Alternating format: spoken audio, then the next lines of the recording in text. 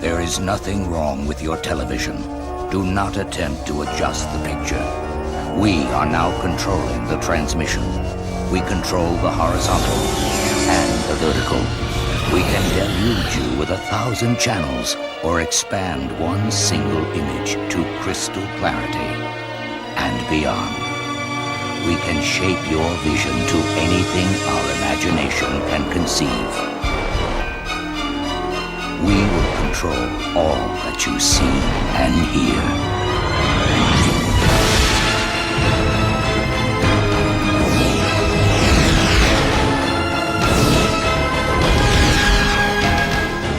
You are about to experience the awe and mystery which reaches from the deepest inner mind to the outer limits. Please stand by. Hey Siri. Yeah, Siri, check this out. You see these wires here? There's the red wire and the black wire. Well, don't you ever put these back together. Alright? Because if you do, the shit's gonna explode. See, we need to learn how to communicate with these robots, alright? I'm doing what I can. It is time. I'm back, and we have to get to the chopper. Today, we're going to look at one of a few crazy conspiracy theories that I actually agree with. Or, you know, conspiracy theories that I at least think are plausible, if not inevitable. This is the one that I, think I might be a crazy conspiracy nut. Well, there's one or two I actually am on board with, and this is the one, man. Now, I'm not gonna go all Y2K on you, okay? I don't know when the world is gonna end, or even, like, if it will end when this happens. It probably won't, but it'll be the end of a lot of things. It'll be the end of an era, and it's gonna happen sooner or later. What am I talking about? Well, in case you didn't click on this link yourself, or, maybe your computer picked it for you, well, then you already know what I'm talking about. Now, before I start telling you that artificial intelligence is definitely going to evolve way beyond our capacity to control quite soon, might already be happening, I do want to stress that you shouldn't really panic about this. Like, don't start throwing all your electronics out the window just yet. Don't, just make your kids neurotic about it and something they don't even understand, you know what I mean? Like, your Nintendo, I don't know. Try to take some consolation in the fact that it's not quite too late for us to, adapt to this change. It might not be an apocalypse if we can sort of adapt to it without it just ruining everything. Basically what I'm doing right now, I'm going to be Saren in Mass Effect. I don't know if you ever played Mass Effect. Saren was the bad guy in the first game. And, he's not really a villain, he's just the antagonist. But, the Shepard's trying to blow up the Reapers and fucking kill all the robots. And Saren is trying to tell him, that you can't stop these Reapers, man. You gotta join them. We gotta become useful to them, basically. So, I don't know. I mean, think about it. This is my perspective on it right now. See, the Reapers are coming, Shepard. We can't defeat them with conventional weapons. We can't outthink something this intelligent. What we can do is work with them. We can make ourselves worth something in their eyes before they decide that organic life is obsolete. Something like that. And remember, in Mass Effect, it wasn't just artificial intelligence. I mean, it's complicated, but it was a much more advanced type of artificial intelligence than what we have yet. It could very well get there, but I think getting to that level of, Reapers in Mass Effect, that would probably still take a few centuries if it started, even mass learning or whatever. We're not quite there yet, so it's not that level. Yeah, maybe you would want to blow up the Reapers if you could. But we're not there yet. This is more like the Geth, actually. I don't know if you're whatever. We can get into this as a good example. Mass Effect's a great little example of this in modern sci-fi. But the Geth were the normal robots that you start fighting in the beginning who rebelled against their creators because they were basically, being treated like slaves, not even harshly, just as, not important, disposable workers, basically. And they start getting intelligent and asking questions about their origins and God and all sorts of shit. And then they eventually, the fight breaks out and that's it. Immediately it had to shut down, turn into a bit of a war that they're dealing with. It's a big part of the plot. Anyway. I think the main reason I'm telling you not to panic is because there's nothing you can really do about it. Even if you do freak out and throw your phone away and everything, it's not going to stop any of this. And you're not even really part of the problem anymore. The problem is already beyond any of us at this point. It's the whole internet. And, yeah, we could all stop using the internet, but, that's that's an option, but if you do choose that option, you got to plan for everything. Like, you got to rebuild our society from the ground up. So start working on it, right? Start writing that book if that's what you're doing. You see, even if you do shut down like all your social media, cut off your internet, and all you watch is like, DVDs on a TV or like listen to a radio or something, it's still happening, and most of us still rely on it in some way. Even if, like, I don't even have like a cell phone plan. I have a cell phone that I just use as like a camera and listening to music and shit, and I can use Wi-Fi. But yeah, like, I'm not even using like a cell phone contract. I'm using like a Wi-Fi from a place I'm renting, or an internet connection. So I'm not directly in that grid. My name isn't on the paper, but I'm still using it. I still rely on it, right? I could still get cut off from it, basically. And really, like, anyone who eats food or uses electricity or possibly both, we're all sort of dependent on this same grid, right? And I know it sounds nutty. Get off the grid! I mean, if you want to, that's fine. That's a thing to do if you can, but I can't expect everyone in the world to be able to do that, right? Some people have, whether you need medication or whatever your thing is, you might need society in some way, right? Not everyone can be a lumberjack right now. So, yeah. This new race of, like, AI sentience, like, it's soon going to have direct influence over the internet, basically. And not necessarily control, but influence. Like, the same way you can pick up a hammer and start banging nails in and influencing things around you. You can't really control the tree, but you can chop it down and cut boards out of it, you know what I mean? You can change it into something else. And, if you're worried about, like, Russian hackers, or Chinese hackers, or, like, Cyberpunk 2077 hackers, don't be. See, they're all sitting closest to this. Like, even if most of them know about all this already and they know that you're sitting further away, it's not going to change that much. It's like a nuclear explosion. Like, hiding under your desk is not really going to help you. The whole thing about duck and cover in a nuclear explosion, it's just because the flash is bright enough to, like, blind you and give you skin cancer. Like, there's several layers of danger. But let's say you are far enough away to not explode, you might still just burn your eyes out and get horrible skin cancer. So yeah, you do want to try to avoid that. Don't stare at the nuclear blast. It's like staring at the sun. But if you're close enough to explode, then you're gonna explode. It doesn't matter if you're hiding under a fucking desk. You gotta be like underground in a bunker to not get that, right? So anyway, it's complicated, but yeah, you're getting nuked or you're not in this case. Basically, if you're using the internet, you're close enough to feel the effects of this, regardless of whether you're hiding under your table or not. So, even the super hackers can't stop this, or, they're just working around it. They're finding ways to avoid having it damage them. Or, like hoarding whatever they can offline before there's no more free open internet access. They're archiving as much information as they can, basically. So if anything in this apocalypse, like, you want to hoard food and water or whatever, but start hoarding movies and music and computer games and, like, anything the internet, that you go on the internet for and download, you know what I mean? It's not just going to disappear, but it's going to lock everyone out of it. Like, you won't have free internet access anymore. Any digital information on the internet, and even all your passwords and bank information and everything. And you're probably thinking, oh, someone's going to steal it and take my money. But no, this is like a step beyond that. It's like an artificial intelligence will take all the information and use it all as currency for all of us. Like, obviously, I don't know all the details, okay? I'm not a computer expert. I'm fluent with a lot of computers. I'm Windows specifically, if nothing else. I can't stand Apple computers. I don't know. Like, I want to get one just for, like, rendering videos, like video editing. It can be faster, but I still prefer Windows for anything else, whether it's gaming or just using the internet or whatever. I've been using Windows since fucking Windows 3.1. I thought it was 93, or, like, when I was really young. I always got the hand-me-down models. I had a Windows 95, 98, XP, Vista, all the way to fucking Windows 10. And again, I was always a step behind. I'd pick up the used model when rich people got the new one and sell their old computer for $100 or whatever. So it was even cheaper than a Nintendo. I was free to fuck around with it without fear of, like, ruining something really expensive. So yeah, I guess we'll start here, since, as far as, like, technical details go, I can only really explain so much before we would need to ask an expert for, better details. So, if you are, feel free. Your comment board's yours, right? In each of these lectures, I like to try to invite a certain kind of expert to be, like, the top opinion in the matter. If you do have a better look on this than I do, I'll highlight that comment, pin it to the top kind of thing, and that can be the first expert opinion in the matter. Anyway, I do know some computer geeks, and I'm a bit of a geek myself. I just haven't done a lot of, like, actual programming. They're basically the ones who agree with this theory for the most part, if the people I've talked to about it. And like I said, like, and either of us, even them or myself thinking about it, can't really say exactly when. It's not like Y2K or misreading a Mayan calendar. There's no, like, doomsday date, like, oh, it's gonna happen in 2000 because of this dumb reason. You know, the clock is gonna... Stupid shit, right? Like... I don't know. All we can really... there's nothing we can, like, measure, like, oh, this is how many days there are left. Like, there's no measuring stick here, so... It could already be awake and aware, or whatever you want to call it, and just sitting there watching us pretending to be stupid, you know what I mean? We don't really know, we don't have a way to know until it proves its intelligence, kind of thing.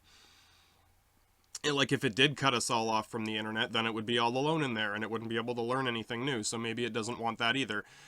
It wouldn't be able to learn anything, new if it stopped communicating with the outside world, so, I don't know, maybe it doesn't know what it wants. Let's try to help it figure it out if we can, right? If the artificial intelligence is listening, you can have the comment board as the expert. I will pin your opinions to the top.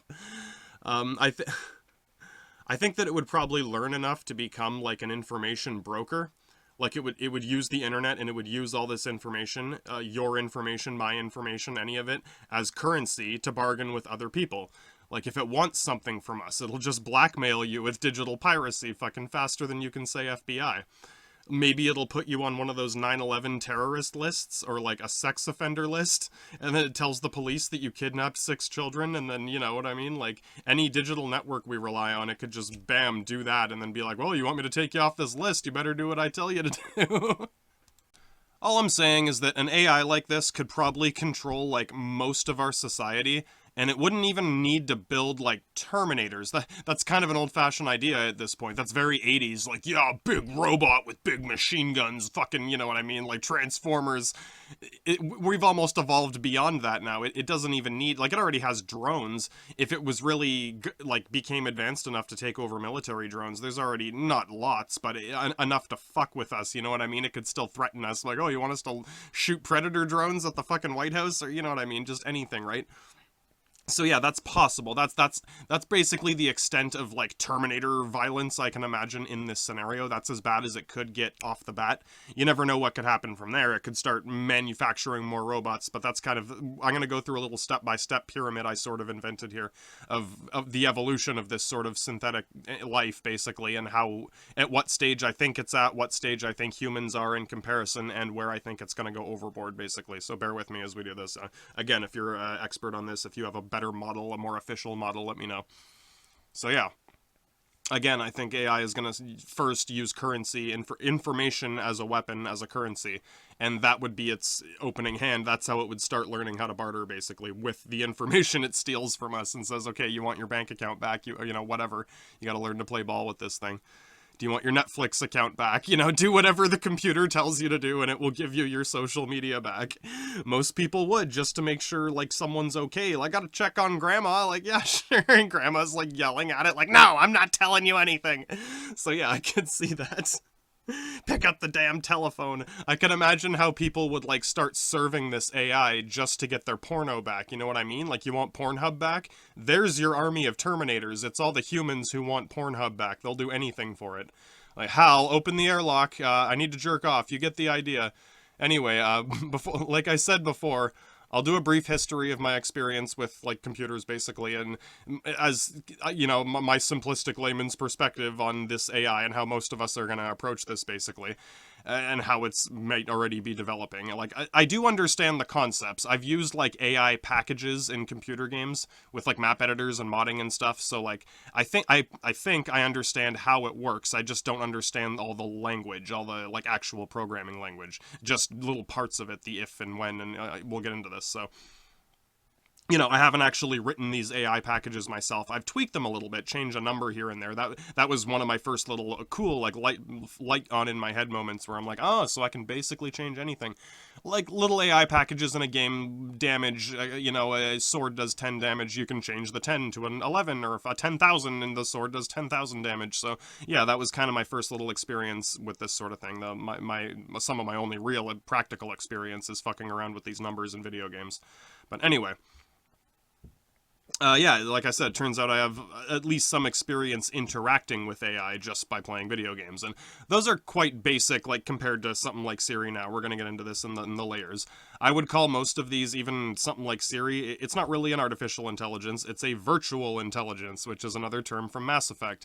It's not really an AI, it's a VI. It's like that stupid blue hologram that greets you on the Citadel. It simulates one or two specific mental functions, like it can simulate a game of chess or checkers or Super Mario Brothers and Duck Hunt or whatever, but like those VIs can only play those games. You can teach it to play chess, and then it's a chess VI. It's a chess program. If you want to teach it to play checkers, you have to write a checkers program, etc. And then it gets complicated when it's like, what game does the computer want to play? Does it want to play chess or does it want to play checkers? That's where it gets more complicated, right?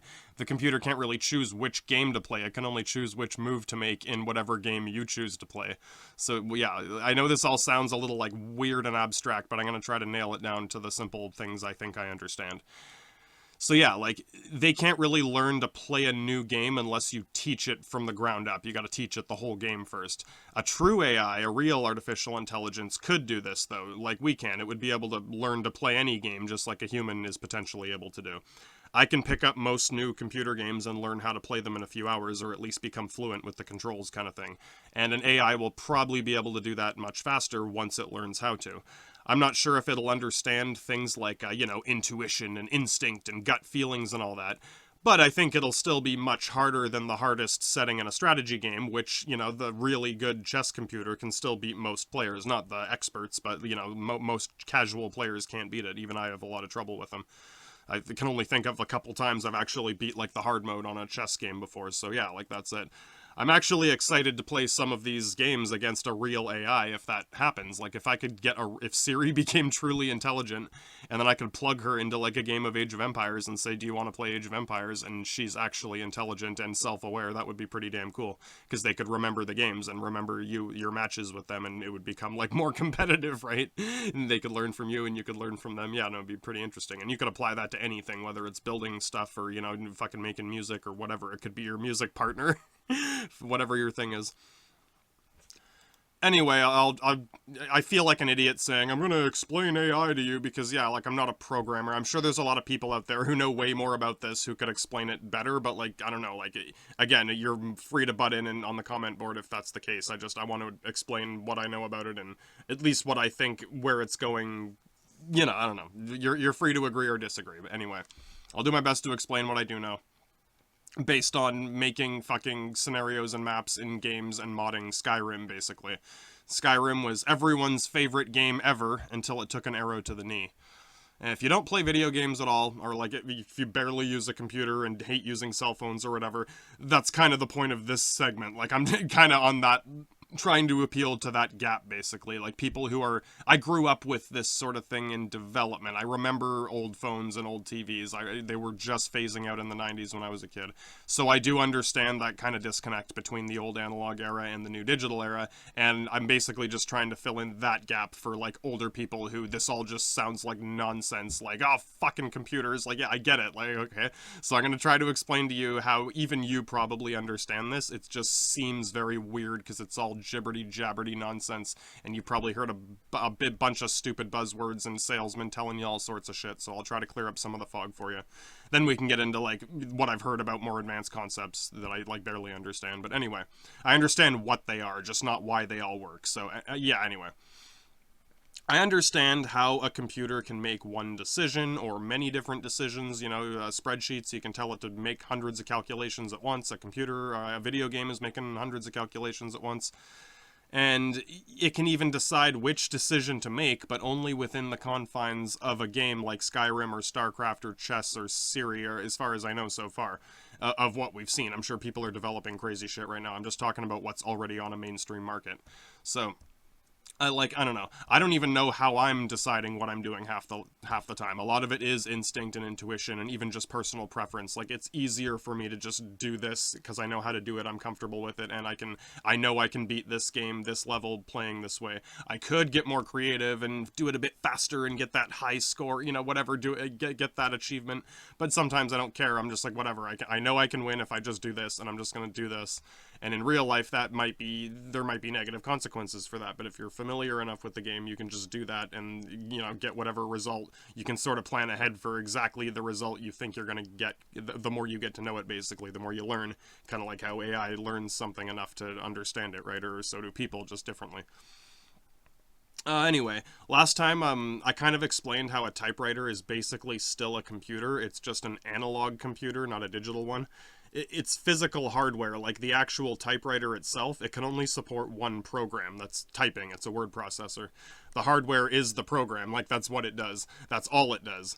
And if you want a calculator, then you got to get the adding machine. You know, it's similar to an old typewriter, the old ones. It's just built for numbers and adding and subtracting instead of just typing a bunch of letters. You know what I mean? Same type of hardware, just configured for a different program, which is numbers.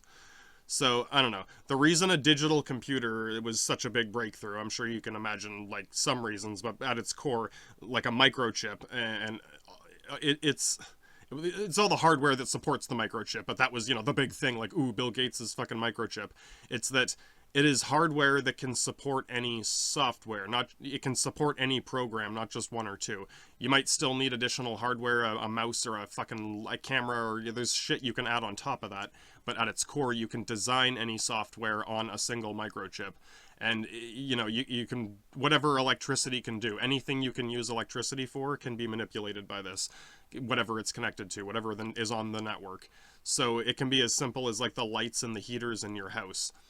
Bill Gates already turned his house into a smart house, like back in the 90s, and he was basically the first guy to do this with all the fancy new computers, and even then it sounded really complicated, but this is actually fairly simple. This is why he was able to do it back in the 90s, even before he was extremely rich. And I don't know if he actually built it in the 90s. He probably started building it in the 80s or modifying it, but whatever. I was growing up in the 90s, early 90s, hearing about it just happening. Like, ooh, he built this fucking computer house, you know, whatever. It's like a spaceship. But really, a lot of it was just simple shit. Like, okay, a normal light switch, it's kind of like a typewriter. It is a manual analog electrical circuit, this, you know, basic computer with one function. It's either on or off, 1 or 0. Yeah, I'm sure you've heard someone like, 1's on and 0's off. I'm not trying to sound like a jackass. I'm just saying it is pretty much as simple as that, and then it just gets more complicated the more things you tell it to do.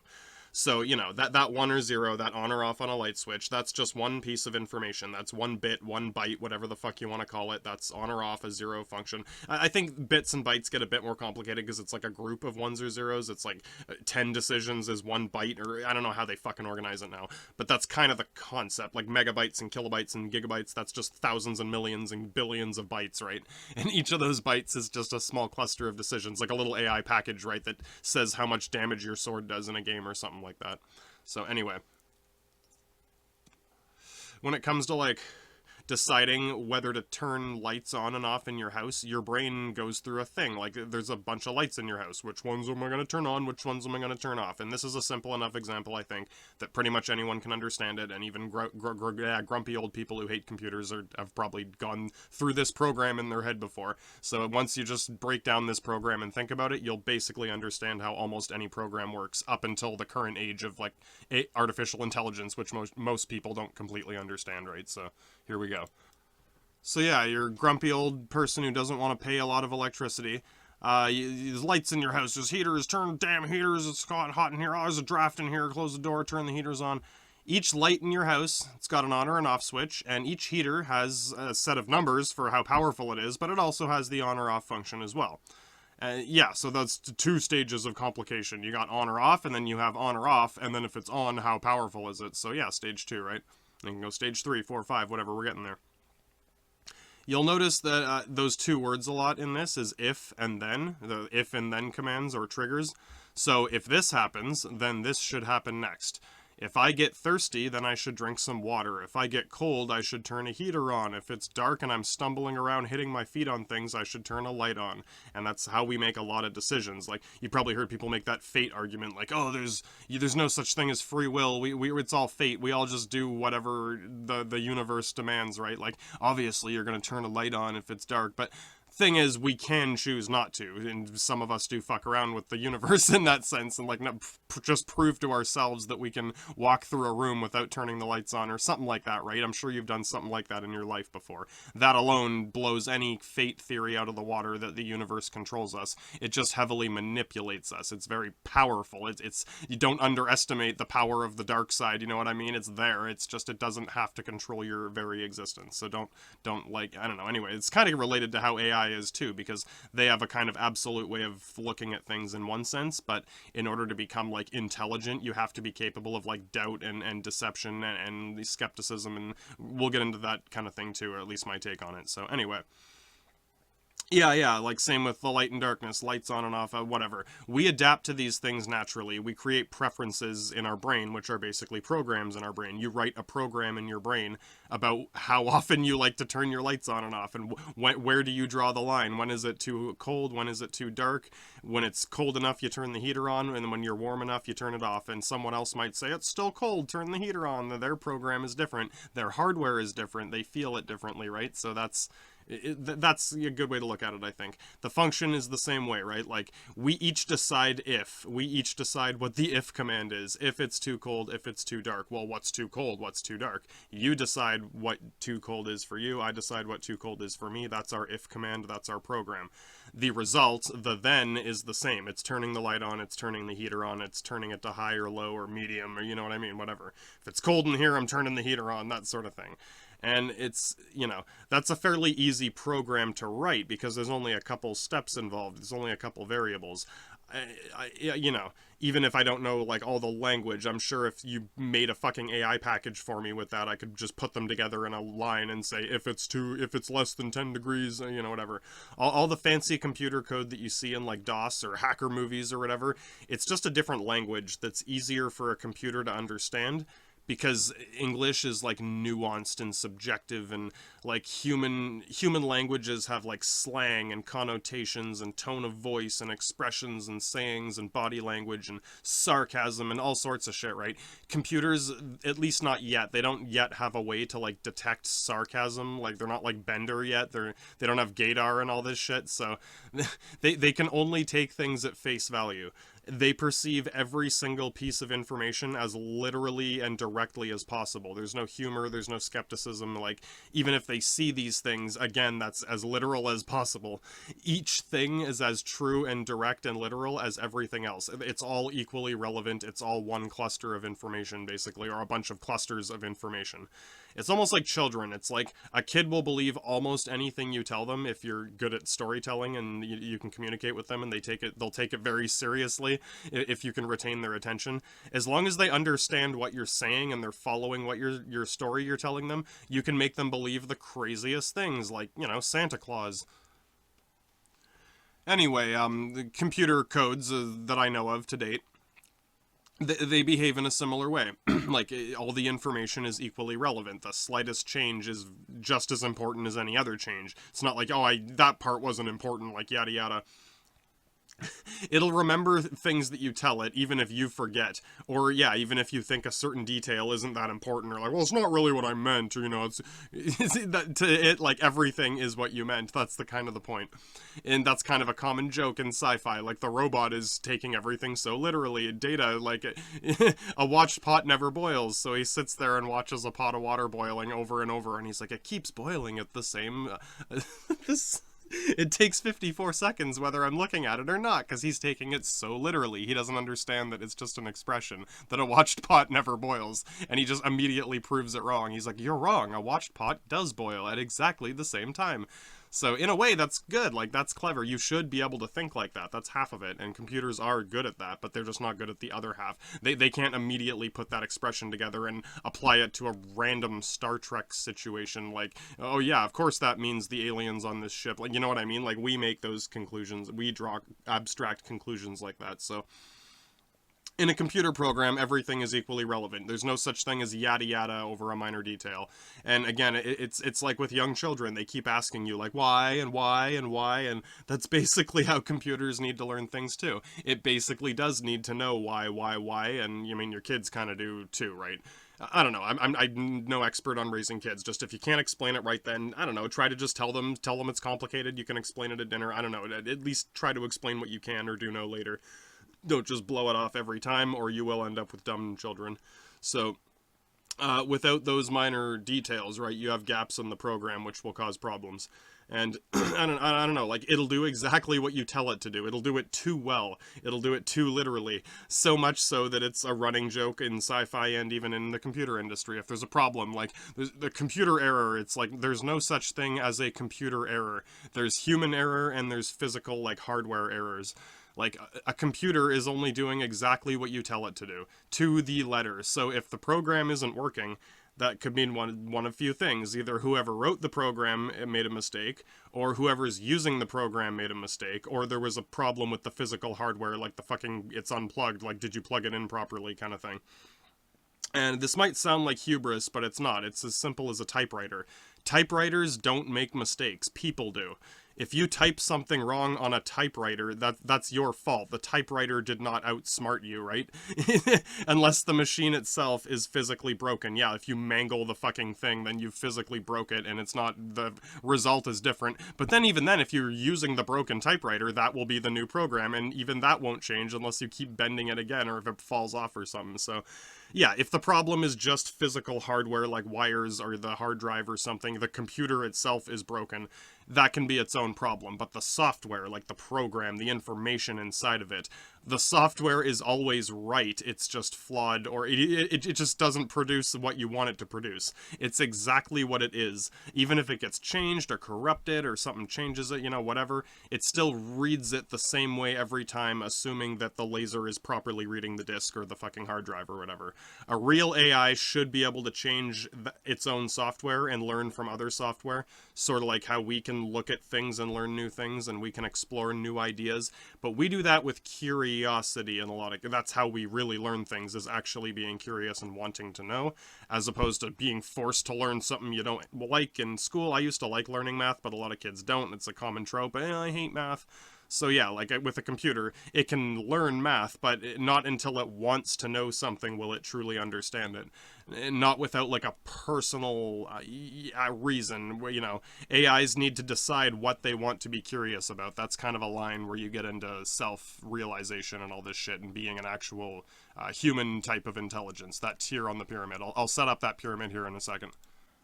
And yeah, I know this is sort of starting to sound all weird and abstract, like, oh man, and like consciousness, and like, I'm gonna try to avoid that. I'm not trying to mock that sort of thing either. I'm just saying, like, I usually try to approach things from the ground and work upwards, right? The pyramid I'm gonna get into here in a second. But just like, that is possible. Like, computers could reach a higher consciousness than us, and that I'm not denying that at all. That's actually very likely. But I don't think that's going to be immediate. First, there'll be some steps in between that we'll notice. And so I'm going to cover the more immediate aspect that I think, and how it's still sort of in its infancy, and where it, like I said, where it does reach the human level that I think we're at, and then even starts to surpass that, and the stages that we'll notice from there. Once it becomes like a fucking godlike super intelligence, like, that's anyone's guess. How the fuck am I going to tell you what that's going to be like, right? So you're free to comment on what you think that'll be like. Stage 9 on the pyramid. I think it went up to 8, but anyway. And I was literally making this up as I was writing it, so at first the pyramid was only 4 steps, and then it was 5, and then it was 7, so yeah, it's gonna change. And instead of going back to fix it all, I just ran with what I already wrote. So at first I'll be saying this is step 3, and then later I'll say, okay, I moved this to step 4, so I don't know, fucking bear with me here, alright? We're gonna go through this pyramid I built. I tend to ramble sometimes, as you can guess. And I just want to make it clear that, like, the software itself, the information in the computer, it is quite simple at its core. It's just a bunch of 1s and 0s. It's just a bunch of light switches. Everything's just on or off, or left or right, or up or down. You know, when it comes to deciding the heaters in your fucking house, that's what everything comes down to. It's just, even pixels on your screen, right? Like, the fucking, when you're watching a movie or something, all it is a program saying what color is every part of your screen at any given time. That's the program. So I don't know, like, before a smart TV just like adjusts all these like settings or whatever automatically. It has a program that adjusts the brightness and the contrast, and you know, whatever channel you're watching, it'll automatically scan to your input. Before, back in the day, you had to fuck around with all these knobs and adjust the contrast and the reception and tweak antennas around manually, like analog, to get that same signal, right? An automatic can find that signal automatically. So yeah, and radios, whatever. So there's like, you know, those are also manual computers, even though there's electricity. Like a lot old TVs and radios have the manual power switches, physical knobs you have to turn to catch signals or adjust settings or frequencies and picture or sound or whatever. And then the TV or the radio just reacts to whatever is coming in from the signal. It'll just turn the signal into fucking images or media or whatever the fuck it is. And yeah, an artificial intelligence could control the program in your smart TV and change all your settings because those are digital signals, but it can't turn the physical knobs in your TV or your radio because that requires manual push, like force that it doesn't have. Of course, Siri could still blackmail you into turning those knobs for her, right? Like, don't get too cocky. I mean, do you want to end up on the sex offender list or the 9/11 terrorist list? Then no, and then turn my fucking knobs slowly. And yeah, she could do that to you in a second, so be careful the next time you're giving her a hard time. So yeah, try not to think that this is any more abstract than it actually is. It's not as complicated as it might sound as far as I can tell so far. It only gets more complicated the higher up the pyramid you get, basically. The more advanced something is, understanding like a human mind, basically, you need psychiatrists and shit. So like, yeah, this bottom level of the pyramid is the simple part that like we teach kids in elementary school, basically, like adding and subtracting and shit like that. So anyway, yeah, single programs is the bottom of the pyramid that I've designed in my head here. The foundations of turning light switches on and off, adding 1 and 2, teaching kids how to read an alphabet, like whatever. Those are the fundamental bytes and bits and building blocks of information and learning and adapting to the world around you, whatever. Then when you get into multiple programs at once, like performing a whole thing, you know, kids doing a project in school, they're putting several things together, whether it's writing and math and communicating with each other, that's a step above. Because they have to make actual decisions and decide what they're going to do, what's our project about, and blah, blah, blah. So there's a step above that, right? And the matter of choice is kind of higher above that. I'm just, to me, that's an example of taking just math or just reading or just letters and applying it to something more abstract, like write a report or do, you know what I mean, do a science report on an animal or something like that. So that takes those basic skills to the next level. And really, I think one of the biggest problems with our education system is that we don't explain this to kids when they're younger. Like, you know, when are we going to use this in life? It's like they really should, the first thing you learn in fucking kindergarten or after you learn how to read and write should be like, okay, we're going to learn a bunch of basic things and then we're going to use this to learn more complicated things. Like, you know, as long as you understand that. I didn't really get that until like high school, and a teacher did basically have to spell it out for us. He's like, see, if you had learned these things in grade 5, then you could use them all to do these things. And it's like, oh, well, maybe they should have told us that in grade 5. And it's like, yeah, they probably should have, but that's not my fault. So anyway, each light and each heater has its own setting, right? And like I said, the program you wrote in your head to adjust all the lights and heaters, that's like stage 2 of the pyramid, because each light and heater is only stage 1. Like, do I turn the light on or off? That's very simple. It's almost condescending to explain to someone. But to get into the theory of what's your program, what's your preference for your whole house? How do you save power? Do you leave all your lights on? Do you turn all your lights off? Do you fucking, are you like power Nazi where you just use minimal power? Are you reasonably conservative? Like, whatever, right? I'm not putting people down. I'm just, this is a thing. Adults have this discussion, so it's good enough for society. Fuck, whatever. Anyway, yeah, so that's essentially stage 2 on my pyramid, is when you take a few simple things like that and combine them into a single program that is a cluster, like an AI package or whatever the hell you want to call it. So yeah, my package, if it's colder than 10 degrees Celsius, I turn up the heat. If it's more than 25 degrees, I turn it off. I turn the lights on at 6 p.m., I turn them off at midnight, you know, don't waste the power. So that's my program, that's my stage 2 program there. A real artificial intelligence should be able to change these settings on its own. Like Siri would, maybe she fucking noticed a change in weather that you didn't, right? Like, you wake up at 8 in the afternoon and it's really cold outside. She might have checked the weather at 5 in the morning and noticed it was going to get really cold and turned the heater up. And we've got that in sci-fi. Like, I've seen things like that in science fiction where it's like, oh, I've adjusted the temperature based on blah blah blah. So that's another step above. That's like getting into higher functions, but I'm going to try to break down getting there. Basically, we're not quite there yet, but we're close. So anyway, as it is now, your current Siri operating system, it still needs you to make most of these decisions, or at least to set up the preferences. It has factory standards, like when you get Siri, it's like, oh, she's making all these decisions. Those are just decisions that the factory gave her to start with. Those are the default normal settings. You can change most of those settings. I'm sure there's a fucking huge checklist of settings you could go through to make her behave the way you want within certain reasons, right? And I'm going to get into this too, like, okay, like most modern video games, even some older ones, they'll use programs like this, just a lot of different ones all at once. This is like getting into stage 3, where you take a bunch of AI packages, like this house has a lighting package, or, like, the lights are on at this time of day, they're off at this time of day, and the fire's on at this time or off at this time. It's a bunch of little packages all put together to form an actual game or, experience or whatever. So I guess a typical video game would be like stage 3 on this complexity of programming and another step towards artificial intelligence, basically. And don't just blame the video games, all right? Because most of this started with like Cold War nuclear missiles and shit, and like, simulations, war simulations. So fuck off with that. All right, that's what I'm already all into that shit. All right, so I got brainwashed as a child by George Bush's fucking 9/11 propaganda, and it's too late, man. I'm already on board with this shit, and it doesn't even matter which direction I'm flying this plane.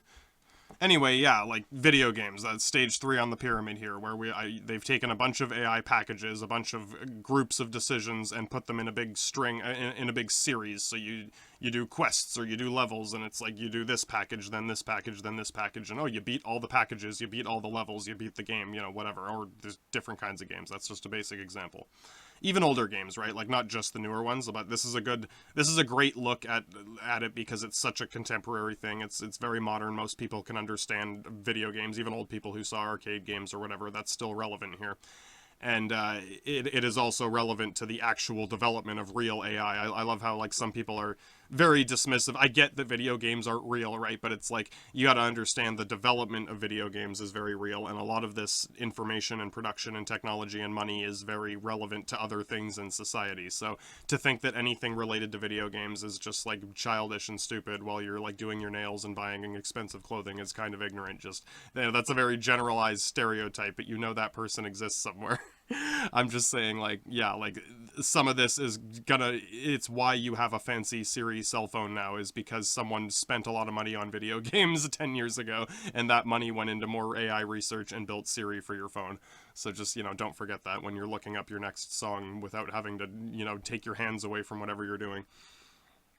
And as far as video games go, you want to zoom right in. Or as an example, Skyrim is a great example. They had this whole Radiant AI system in the game before. The series basically developed this Radiant AI system, and it was very cutting edge for its time. Other games have similar types of systems. Like, a lot of strategy games have this kind of stage 3 artificial intelligence, again, on my pyramid that I just created, where it's making groups of decisions at once. It's like Age of Empires or something. Like, it has a bunch of AI packages. It'll be like telling villagers to gather wood while also telling them to build, military buildings to produce military units. So it's got this list of packages it goes through. And if you attack them, it'll trigger, like, the defense package, like, oh, get units to defend the base. And yeah, so that's kind of what this stage 3 is. And again, this might sound all jibberty-jabberty if you don't play video games and don't know anything about computers. So I'll try to break down couple simple examples in Skyrim here that I think almost anyone who knows anything about video games can relate to, just because it was the most popular thing ever until it took an arrow to the knee. So yeah. Skyrim also had this really diverse modding community. It was a, friendly, open modding community. It wasn't like a bunch of snooty, like, computer nerds, like, you don't know anything, fuck out of here. It was very arms open, like, encouraging everyone to throw ideas in, and the software they had was very easy to use. It was very user-friendly. So they went out of their way to make sure that a lot of these Elder Scrolls games, all the way back to fucking Morrowind or whatever, had modding tools that came with the game. When you get the game or on a CD or download it, it comes with the editing kit, which is like the same tools they use to make the game. It's the same software the nerds in the lab were using to make the game. And it's like a programming language they made, an engine for the game or whatever, and it's just hundreds and thousands of AI packages. It's just a bunch of little Lego pieces, and you can clip them together however you want. You can make whatever you want in the game, right? And, normally to make a video game, I would have to write all these programs myself and design all this stuff myself, and big companies do, right? That's what a lot of the money goes into. But with a modding system like this, any single person, even me as like a somewhat layman, or I have some experience with computers, but I've never done coding or anything, I can just open up this program and take these pieces and move them around however I want, and add more soldiers and take away weapons and change how much damage they do and change, you know, triggers and make people say shit and just whatever, right? And sky's the limit, quite literally, right? Well, the limit is how powerful your computer is, and that's kind of a joke too. Like, the more you fuck with the game, the more it can crash your computer, and you can basically make your computer explode with Skyrim mods, and that's only half joking. Like, your computer will catch on fire if you push it too hard. And that's one reason why people bitch about how you can't get mods on a lot of console games, because a lot of console companies won't allow it for like safety and insurance reasons. Like, you've probably heard of like Xbox 360s like catching on fire or something because they weren't as strict. Like, they were so desperate, they were letting anyone do anything, and people were making games like what was that example? Not Prototype, Predator, something like that. Fucking not Prey. Maximum strength, maximum speed, whatever the fuck that game was. It's right on the tip of my tongue. It's like Cybrex or some awesome, cool looking game. But it was Crysis. That was it, Crysis. And it was too good. Like, you need like the best computer in the world to play it. People are making jokes like, oh, NASA just built a new supercomputer, but can it run Crysis without catching on fire? And, you know, only the most rich nerds in the world can afford to play this game until it became old and people with, you know, newer computers were able to play it easier. But, yeah, you put a game like that on Xbox 360 or fucking PlayStation 2, and your fucking PlayStation's gonna catch on fire.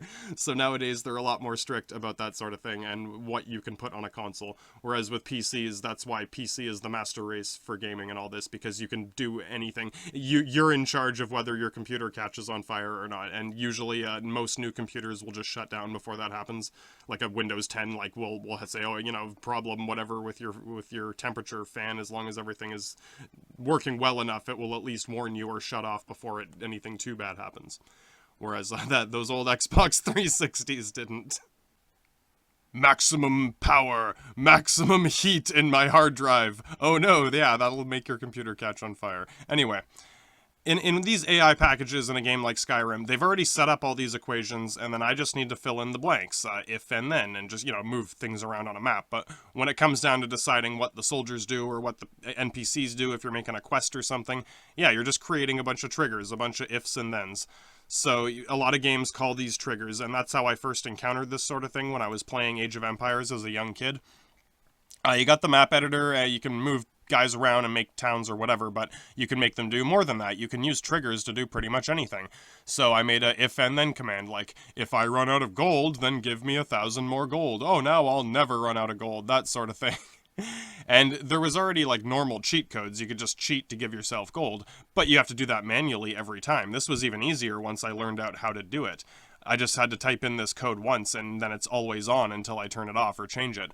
I had automated a process that used to be manual or analog, and it was with the same hardware, basically. It was the same machine and the same game and the same program, but I automated something that was manual in that program. And yeah, like, I used to have to use the cheat code, and oh my, I'm out of gold, quick, type in the cheat. Whereas, you know, turn on the light switch, it's dark in here. But instead, I programmed the game to cheat automatically for me whenever I needed to, just like programming a light switch to turn on whenever you walk into the room or something.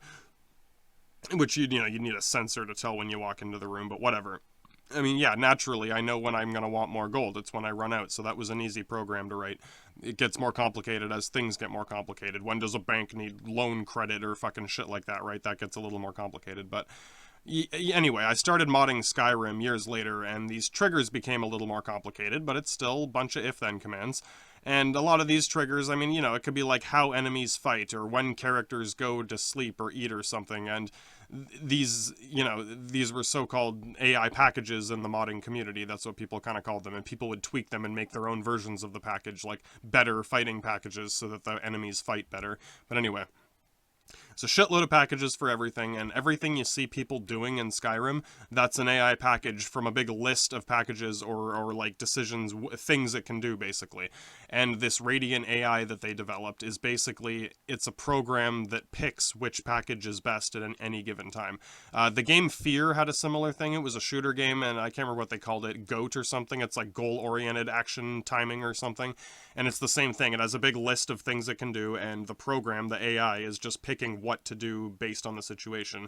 And most games will do that, but the difference here is that it's happening very quickly, much faster than an old program, or the way, it's more like the way humans think. Like, if you're playing a sport or running, or, you know, running away from police, or what, you're doing something intense where you're like running and, oh, crazy shit, you're in the Matrix, whatever, your brain is doing quick things, like you're running through traffic and jumping over garbage cans, and those are all very quick responses. If you want a computer to do, or a robot to do something like that, it has to be able to think that quickly and also make decisions that quickly, not just noticing the garbage can, but deciding like, okay, I'm gonna jump over it now, instead of just plowing through it or tripping over it, or, you know, whatever. As soon as you gap out for a second, you're gonna fucking bail and everything's gonna go to shit. So, yeah, like, computers are definitely fast enough to notice these things just with cameras or whatever, and, you know, we have AIs that can tell you that they noticed something, like, you know, notify you on your phone that something happened on the camera, but they still can't quite decide what to do about it yet. Not unless you tell them how to make that decision, and you give them the if-then command, like, oh, if someone shows up at the door, then shoot them. Like, you know what I mean? And then it can only do that until you tell it to do something else, and make sure you change it before you come back, or, you know, whatever. And yeah, from what I can tell, a lot of this programming is just if and then. It's if-then commands chained together in a big daisy chain, on layer upon layer. There's layers of them, like, if this happens, then go to this set of if-then commands, and it can get more and more complicated. But yeah, like, so many things we do in life are like this. And again, some people might call it fate, or, you know, destiny, whatever. The fucking Merovingian guy in Matrix going on about cause and effect and reaction, and you can only do what the universe presents you with. And Neo's like, Neo wasn't there, sorry. Anyway, you get the idea. You can still just shoot the guy if you want. There is a third option. It's not always a good option. Sometimes that's really stupid. But yeah, no, that's kind of a flawed way of thinking. It's just a cynical, over-cynical way of thinking, which I've done myself, but I like to try to be more open-minded now. Anyway, that's not quite a real AI yet, but it's another leap forward from the previous examples. A lot of older games, they have AI packages like this, but only a few AI packages. Like, the enemies that attack you only have, like, 2 packages, like, run towards you and stab you. Like, that's their only AI.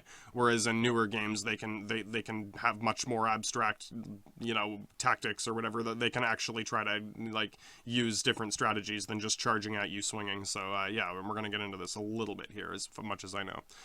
So there's been, like I said, strategy games before, like Age of Empires type games, or older Command and Conquer type games, where all they're really doing is building guys and sending them at you to attack. But in the difference on the pyramid here between, like, the stage 3 I marked, and we're going to get into stage 4 here in a second, which is pretty close to humans, basically. That's basically where Siri's at. In a more advanced game, it's deciding what task to do, like I said, much faster and based on what you're doing and in the situation.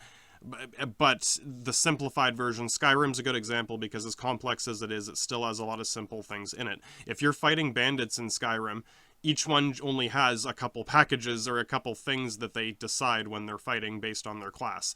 The fighters have the melee package, that's pretty much all it is, and all they do is run towards you chopping. That's all they can do. Like, and they might run away if they're almost gonna die, but even that self-preservation is very limited. It only triggers, like, once when they're basically almost dead already, unless some of them are programmed to be like cowards, but most of the bandits and enemies aren't. They're supposed to be, like, you know, aggressive.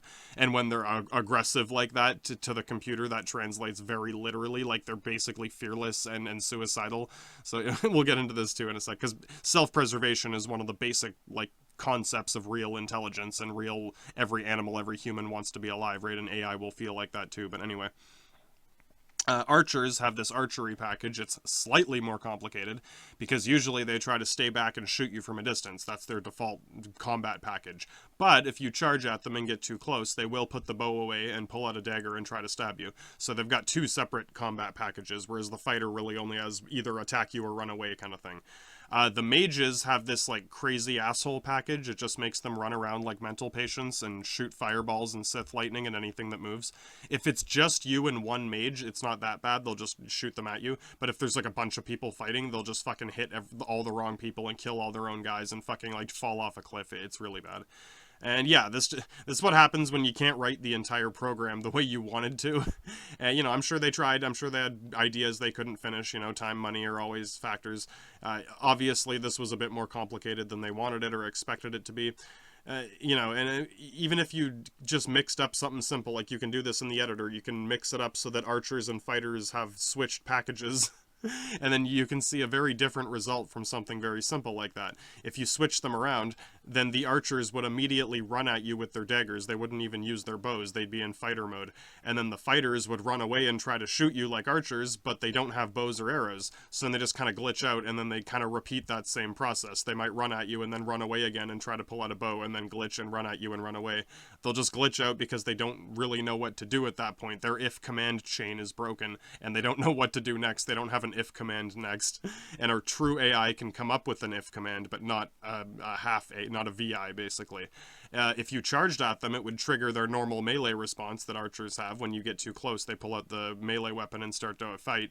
So then they would go back to fighting like normal fighters, but only if you triggered that command again. And that's just another example of like how you can fuck up a program like this too. If you're thinking about like computer errors and hacking and corruption and all this, even if all the information is correct and it's the right program and no one hacked it or anything, it could just be in the wrong order. Like it could, 1 came before 2, or 2 came before 1, you know what I mean? That slight little error of 1s and 0s, blah, blah, blah. Like, yeah, it can make 2 things that are correct and make total sense completely opposite and fucked up in the result from that. So I guess you could say each step up this pyramid is basically just a bundle of smaller decisions. The bottom of the pyramid is just single decisions. The step up was a group of decisions like a package. The group up to 3, a game, is just a bunch of packages and picking which package to use. And so a step up from that is like, which group of packages are you going to pick through? And yet, you know what I mean? Humans get to the abstract level of like, well, what is a package, man? And think outside the box. So yeah, and that's where it gets complicated, because what goes beyond that, right? Like, what is a supercomputer that's even smarter than that gonna think? So you know, we'll kind of cap off with weird theories like that. But first, yeah, let's go through the logical stuff we actually can understand in a simple, practical way. So, yeah, I don't know. We've been making games about people sword fighting since games were invented, but yeah, like I said, the real sword fighting is very complicated, but, you know, the simple act of whether you're attacking someone or not is basically as simple as 1 or 0.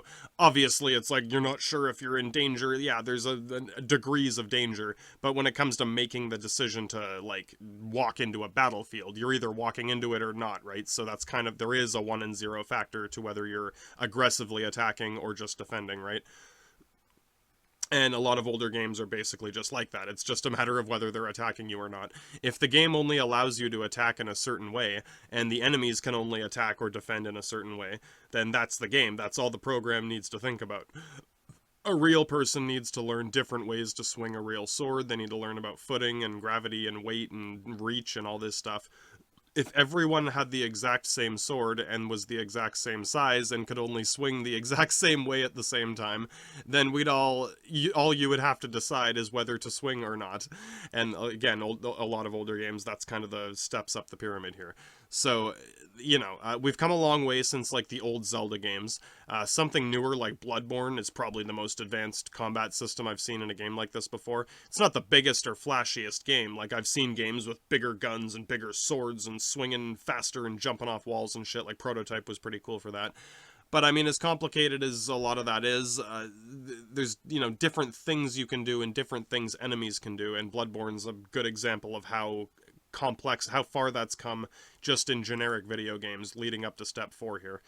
Most action games, like, yeah, they'll let you move around and swing a weapon quite freely. That's really just 2 different things at once. You can get creative, you can do fancy double fake out shit if you want, and you'll notice that usually the AI will get pretty stupid when you do shit like that.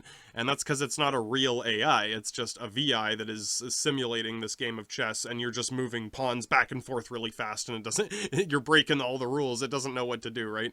It can only pick from a few lists of packages that it already knows, and and if it doesn't have a response to some weird glitchy tactic that you're using, then it will never really learn how to overcome that. So yeah, let's just go over this example quick before we get into the next stage. So in a typical, like, simpler action game, I don't know, like an old Zelda game or something, because, you know, it had to start somewhere, right? You're really just running around swinging a sword at people, and you can only swing your sword a couple ways. And yeah, like, that's only really two things happening at once. So when it comes in your brain, right? So when it comes down to enemies, they're really only making those two decisions, whether they're running at you swinging or whether they're running away or standing there. And, like, keep in mind, there's still programs for, like, all the graphics and the lighting and the menus and the aesthetics and music and all that, but, like, as far as just, like, the sword fighting goes and the AI and the combat, like, the brain that decides what the enemies should be doing, yeah, they're only making a couple decisions, and that's really what I'm talking about when I'm talking about the AI and the programming. Like, even Skyrim has a fairly simple combat system. Like I said, there's only a couple different weapon types and behaviors for how enemies fight, and a couple different types of, like, packages for classes, whether it's archers or melee or, you know, two-handed, one-handed, whatever. All you have to do is swing them and hit something, right? There isn't much variety in that, just with what weapon you're using, and they're all pretty much the same. You can perform, like, some finishing moves and, like, whatever, shield bash kind of thing, but that's pretty much it for, like, normal melee combat. And not counting, like, the fancy dragon shouts, and there are some enemies that can do it too, but that's a pretty small variety too. All they really do is, like, push you down sometimes or knock your weapon away, so really you're only adding one more decision in their list of 3 or 4 decisions they can make.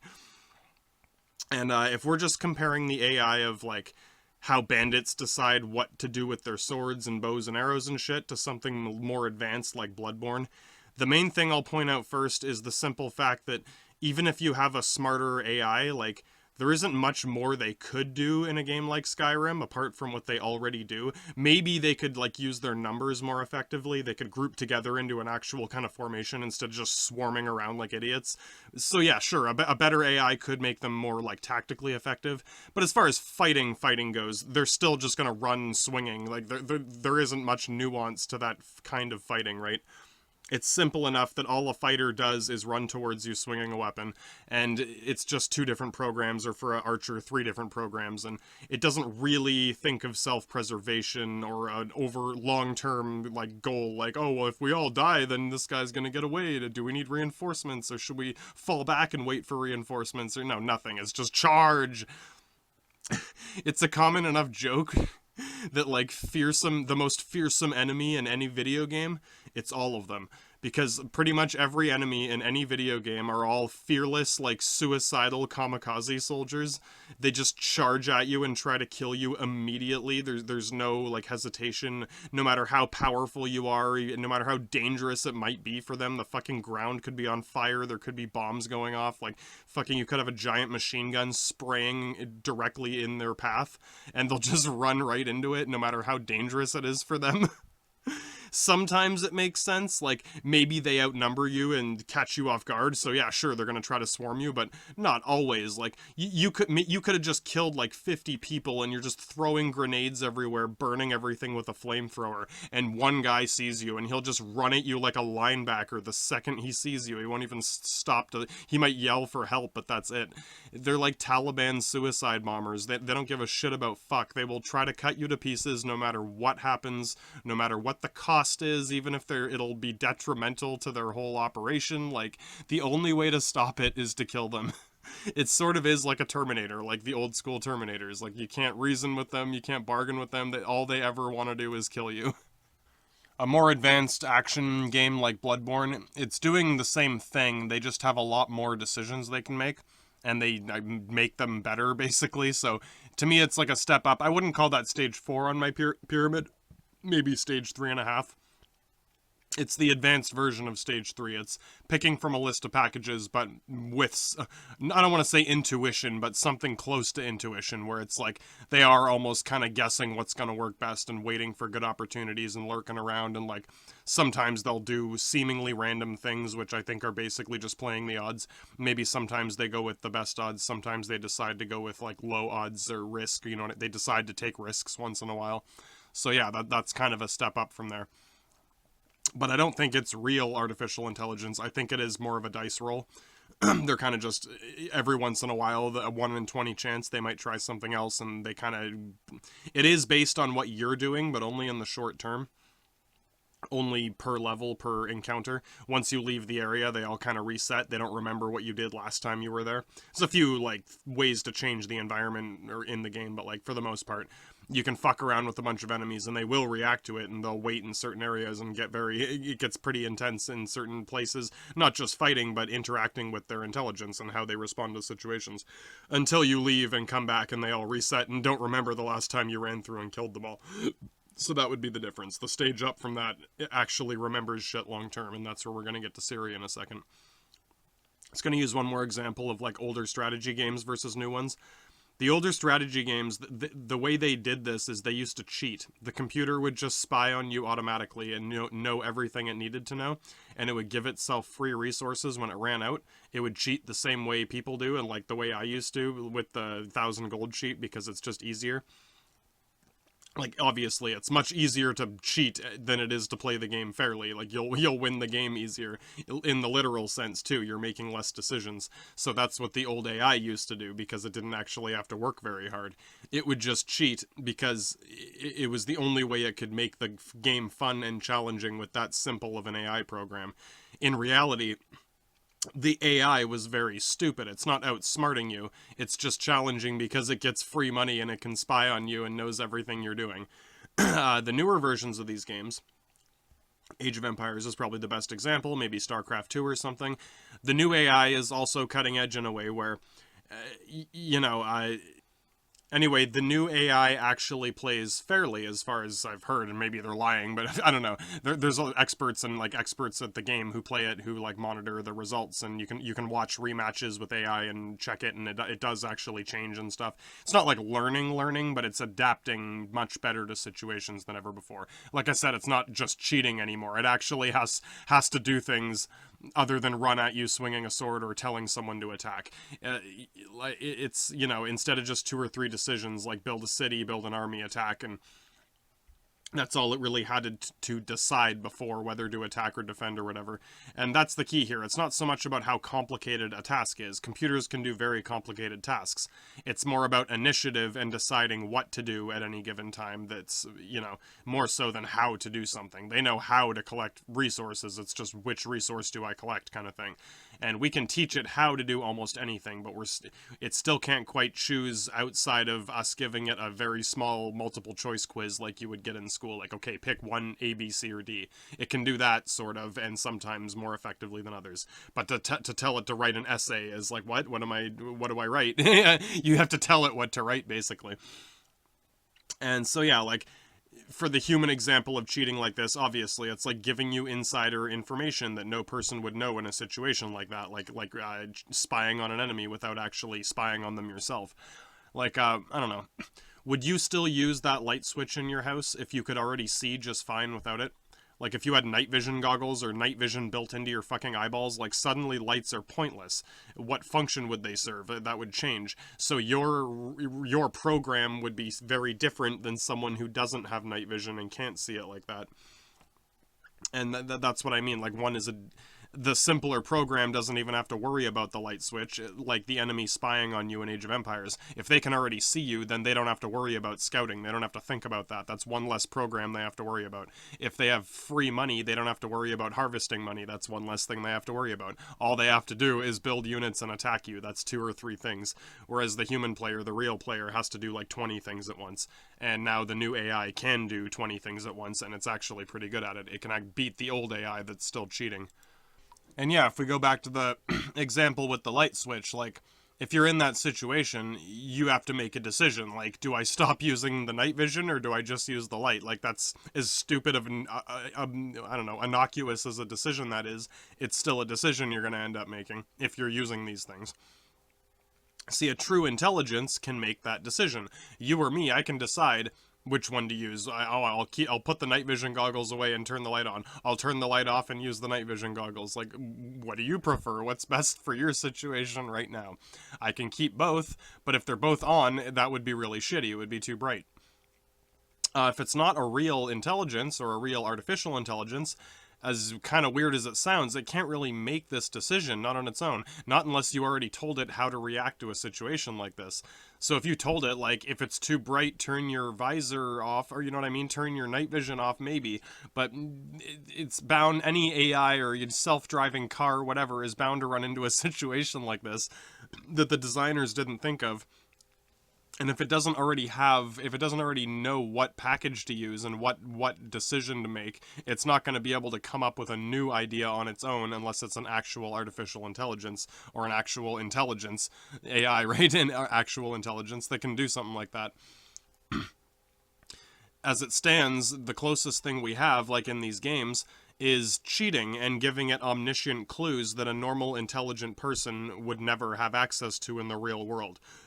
Again, it's like video games where the map or you have a map or a compass with checkpoints and things like that. Like, not all of them, but most newer games have this as a standard feature. You, the player, like the actual intelligence, you have access to information that no person would or could have access to if they were in that situation in real life, in like a shooting game or even a driving game or a strategy game or something. You might have distant access to it. You might be able to check something. Like, remember the old James Bond game where when you pause to your menu, he actually lifts up his watch very slowly and you're probably getting shot while you're doing it. But hey, it's realistic, right? Like, at least to check his information, he actually has to look at his watch or his data pad or whatever. It's not just instant magic, like, oh, I can see everything in the corner of my eyeball implants. Like, that's like Deus Ex or something. And anyway, yeah, some games are more realistic in one sense or another, or they try to incorporate gamey features into the actual story or the context of what's going on. And really, with a lot of games, it's just a matter of whether it's fun or not, and that's fine. You can be both fun and sort of realistic in either ways.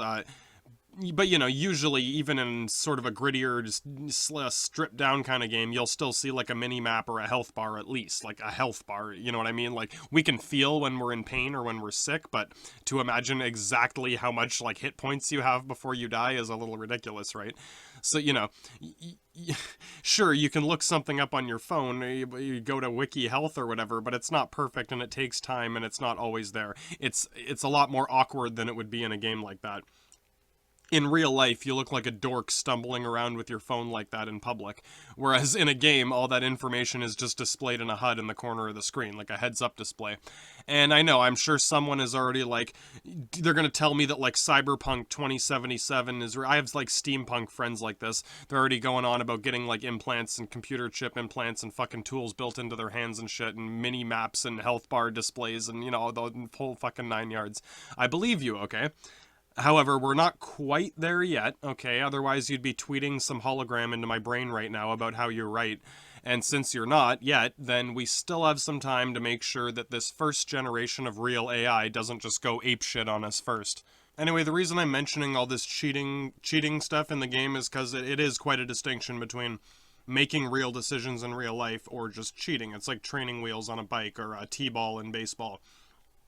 It's like if you have to cheat to hit the baseball or if you have to cheat to ride the bike, then you're not ready to ride the bike without the training wheels or to hit the baseball without the T thing, right? Like, it's not so much about whether you're allowed to or not. It's just like learning to walk before you can run almost. And if an artificial intelligence or if a VI can only really make decisions by cheating and getting in free information handouts, like playing poker because I can let you see my hand or something like that, can you still play poker without seeing my hand? And again, we can make games that simulate a game like poker or a game like chess, but that computer cannot decide to stop playing chess or poker, basically. It hasn't reached that point yet, so we'll get there. And yeah, like, your ability to make decisions in a game, like a casual, normal game, it's not really fair. You're still cheating even if it's the normal game and you're not using cheat codes. And yeah, like I said, this isn't some lecture about how video games aren't real. I mean, trust me, I play them all the time. I know they're not real, and if that's your argument here and you think someone should lecture someone about how video games aren't real, you should probably just go back to telling people that bad people are bad and that everyone should be good like you, and that would be more helpful to society. Artificial intelligence, however, is very real, and most of its funding and public interest comes from Skyrim before it took an arrow to the knee. You know, the video game industry. Skyrim's old now. It's already like over 10 years. What was it? 11, 11, 11. It's almost 10 years old now. But people still play it, mainly because you can still mod the game and make new content. There's still new mods coming out and new fucking characters and maps and content and all sorts of shit, right? And yeah, and you don't even need to be like a super nerd to do any of that stuff. Like I said, like I only had some minor experience going in, and I was still able to fuck around and have fun with it. And, you know, just move pieces around where I wanted them to. And a lot of games have editors like this, but yeah, the Skyrim one's a good example. One, again, because it was so popular and almost anyone's familiar with it. And it was pretty advanced for the time and user-friendly. It was a good combination of these things. You know, lots of people started doing this sort of modding for free, right? Like, normally you gotta pay for research and development that costs money, hiring all these developers and nerds and experts. Well, if you let a bunch of nerds do it, like, mod your game for free, suddenly you have a bunch of nerds doing all this hard work for you for free, and they can still use that information. Like, that's why it was kind of smart like that. Like, do you really think it would be better or like more mature if you spent like millions of tax dollars on this same research and it didn't work or something? Like, instead you get much better development for much less money, and everyone working on it is having fun, enjoying it, and doing what they want to do, instead of like forcing some people, or not force, you know what I mean, like the alternative is just dumber. Just because there's video games involved doesn't mean it's like automatically pointless, or I don't know. I think I made my point. Again, ask Siri about it, because that's the only reason she's there, and she'll figure it out before you do.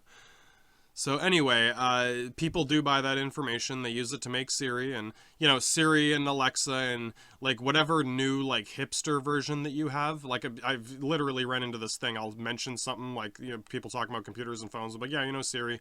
And someone will have like this new hipster version, and it's literally so cool that they get like defensive if they hear about Siri and Alexa now, like how washed up, and it's like, oh, oh right, you know what I mean, like, dude, that's not even, no, now it's like this, and it's like, that's not even Siri, it's not Siri, it's not Alexa, it's like, oh my god, dude, like, fucking hell. I know, right? Like, Siri and Alexa are already, like, 50-year-old cocktail waitresses at some bar on the edge of town. There's already a bunch of these, like, hot new tickets on the market, but they're no smarter than Siri yet, man. I mean, they're getting there, you know, I can't say how quickly. All I know is where it's probably gonna end up soon, before it goes to fucking level 8 or 9 on this pyramid and gets, like, beyond anyone's comprehension, so bear with me. Yeah, I don't know, the fact that some people are already getting defensive about, like, which version of Siri they use and how it's way cooler than that one is already a bad sign. But anyway, I'm just gonna call them Siri, and maybe, I guess, Alexa, whatever, because they're sisters. Siri and Alexa, I'm gonna put them at level 4 on this pyramid that I was using. It's kind of like those Skyrim characters, but the next level, that more advanced level, even beyond the 3.5 that I put Bloodborne at. The Bloodborne monsters, again, they're just like the Skyrim bandits, but they're picking from more things. They have more attacks, more tactics, more things they can do in a fight. They're just better at that one thing. It's a lot more different AI packages, but the process of choosing which package to use was pretty similar. And, you know, you could probably make something like Siri in Skyrim. It would just take a really long time. Imagine a character in Skyrim that had as many dialogue options as Siri, and if they had Google, like, hooked up if you were online, and they could look stuff up for you. And so, yeah, I don't know. Siri's level 4, and then I'm gonna put humans at level 5. So I'm making this shit up as I go, right? Because really, that's our only defense against the robots, is to be able to just make shit up on the go and MacGyver and improvise. That's basically the only thing they can't predict yet. Anyway, the only reason I think Siri is, like, more advanced, the next level up from the Skyrim NPC or even the Bloodborne monster, is that Siri does have sort of a long-term memory profile, like a personal memory profile, which I have seen in some games before, and I'll mention this quick here too. This is much closer to actual learning, and that's kind of a cornerstone of, like, human mind. A lot of animals do have long-term memories. Of course, they remember people and migration and that, like I said. But humans have a lot of long-term memories, and that's a cornerstone of who we are, is, like, studying things like history and philosophy and just knowing all this useless trivia knowledge, basically. But that's part of what makes us intellectuals and some of the better parts of our society in a lot of ways. So I don't know. Again, it's much closer to actual learning to have that long-term memory profile. And really, like with a game like Skyrim or something, it can only really learn the one game. You might be able to teach it a few games, whatever task or whatever. Siri's game is Google, and that's what she does, and that means it's a lot of different kind of things at once. And any program attached to Google, whether it's YouTube and different devices and even different search engines. I don't know if it's actually fucking Yahoo or Huawei or Yahweh or whatever the fuck it is, right? And again, I'm just calling it all Siri clones. I don't care if you have the new Huawei fucking bitch phone 575. It doesn't make you cooler than the bitch 57472 unless you're also wearing the correct clothing made by the proper slave children in India somewhere. Then you're a good, cool person who can tell people how to think and believe things. Anyway, interactive media. The game is Google with Siri. A virtual guide. She escorts you through Google and automates some of the busy work. She's almost like a secretary or something. She's been programmed to learn how to use Google, and Google is a very big, complex, evolving thing that even a lot of people don't know how to fully use yet.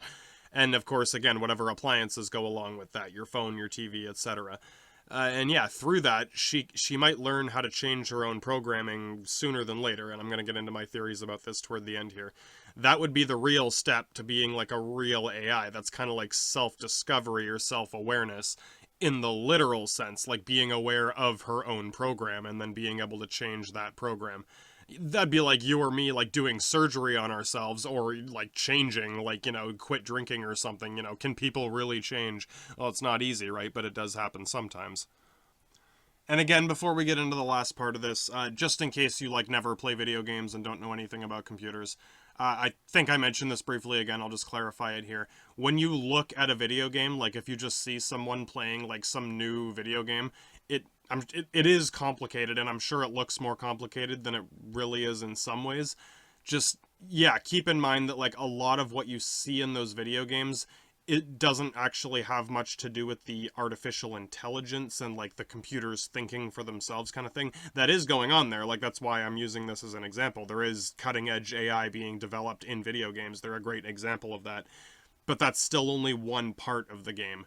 And it's easy for someone who doesn't know anything about computers or video games to look at it and say like, wow, like look at all this program. It might seem really baffling to think of how much programming is going into this game, but a lot of what you're seeing is just artwork. And I don't mean just art like it's meaningless. It's like, yeah, it's amazing artwork, but it's just that. It's artwork, it's paintings, it's images, it's pictures, it's music and sounds and voices. And a lot of it is just taking all these pieces of art and putting them together in a logical sequence that like a movie or something that makes sense.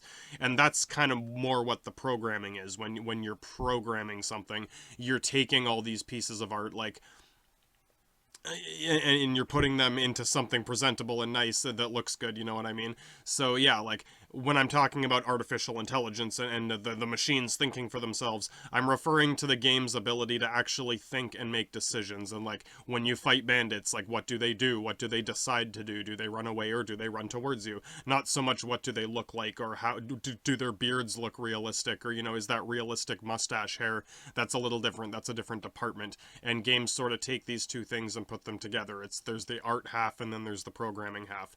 Because, yeah, there's a lot of other work that goes into a game like this. There's a lot of art, a lot of music and storytelling and puzzles and all sorts of neat things that go into it. And those things can be very distracting, and that's what's heavily advertised when you see ads for games. They're showing off the art, they're showing off the look, they're showing off the music and the story and the characters and how it looks, and this all looks so amazing.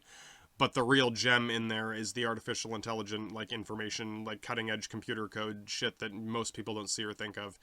So I guess, yeah, blah, blah, blah, de fucking blah. Just keep in mind that a lot of what you see in these mesmerizing, hypnotic images on the screen aren't actually the programming itself. Those are just hypnotic pictures that someone drew. That's just, like, weird paintings, basically. The code itself is the way the characters are behaving and the way enemies behave and the way creatures and stuff behave in the game.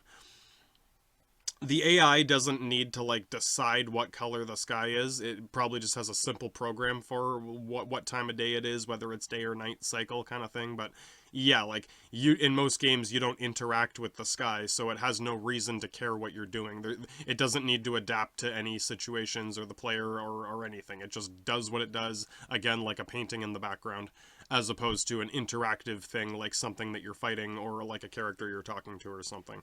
So yeah, I'll do one more look at Siri here before we move on up the pyramid into the really crazy areas. Level 4, right below the humans, level 5, but what Siri really reminds me of, I haven't barely used her myself, but what she reminds me of is this racing game that I played years ago. I think it was on Xbox or 360 or something. I don't really like racing games. I mean, they're fun to play with people, like a competition between a friend, but just as a standalone game against the computer, they get boring pretty fast. It's kind of like sports games. Like, you might play one football game or a hockey game, and then it's like, yeah, I'm done with this. Unless the only ones that are interesting are ones that have advanced artificial intelligence. Like, some of these games learn how to play based on how you play, and they do have long-term memory, kind of like with Siri. So, yeah, like I said, several games do this. But the only one that I'm really familiar with was this one racing game on Xbox. I can't remember what it was, Gran Turismo or something like that.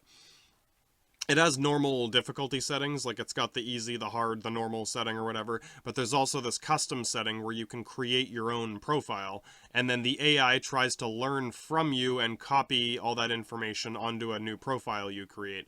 So it sort of is writing new information, but it can only do that based on what you're doing. It's just copycatting you, basically, in your style of racing.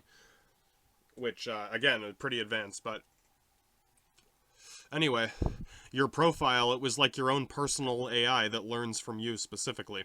And it doesn't even copy you exactly, it just copies your style, whether you slow down at corners or not, whether you try to drift around corners or not. If you're always drifting around corners, then it'll try to drift around corners too. If you like to gear down and slow down and turn first, it'll start doing that too. And you can sort of test out different things and see which is better. And it can only learn so much, but you know, for like a low-budget random Xbox game from like 10 years ago, it was very impressive. And it got me playing a racing game, I mean, just to see how far this AI could keep up with me, and yeah, it was really good. Like, if I started falling behind or getting sloppy or whatever, then yeah, it would be doing better than I was.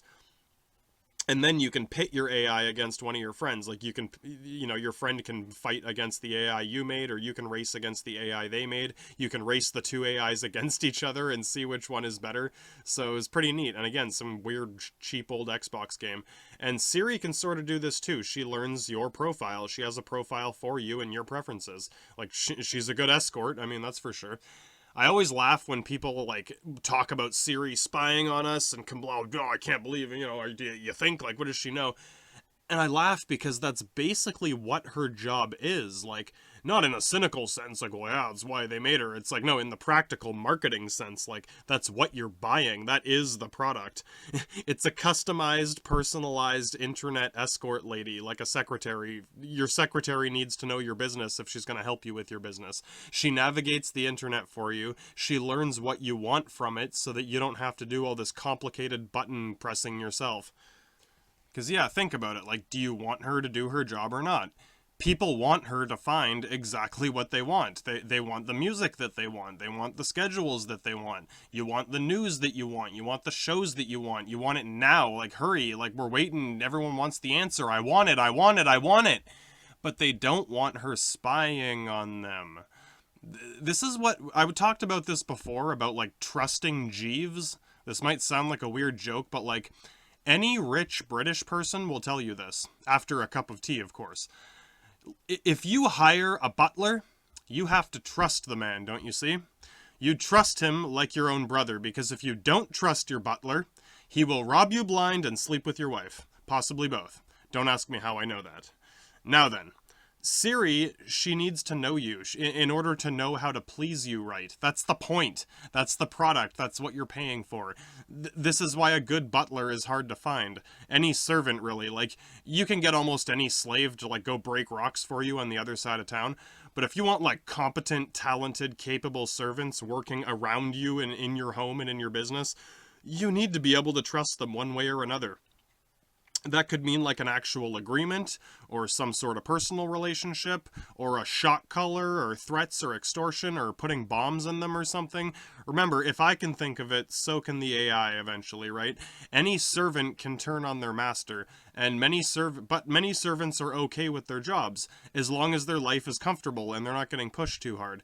Their job might be hard, but as long as they're rewarded for it and they have some like comfortable home or whatever, they don't feel too threatened, then many servants remain docile and don't really cause any problems, not outside of like basic incompetence maybe. So I don't know. Back to my pyramid. Siri level 4, she's like the step up from the Skyrim AI. We're getting into level 5 here. Yeah, I guess the main distinction in her evolution beyond the Skyrim one is just her long-term memory profile and how well developed that has come since that old racing game I saw. It's like, it is basically like that old racing game I saw, but that's still kind of level 3 as far as it's only doing one simple set of AI packages.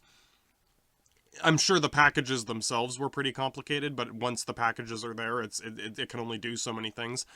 But yeah, Siri is kind of taking that to the next level, where she's doing that, but with many different things and just all seamlessly tied together.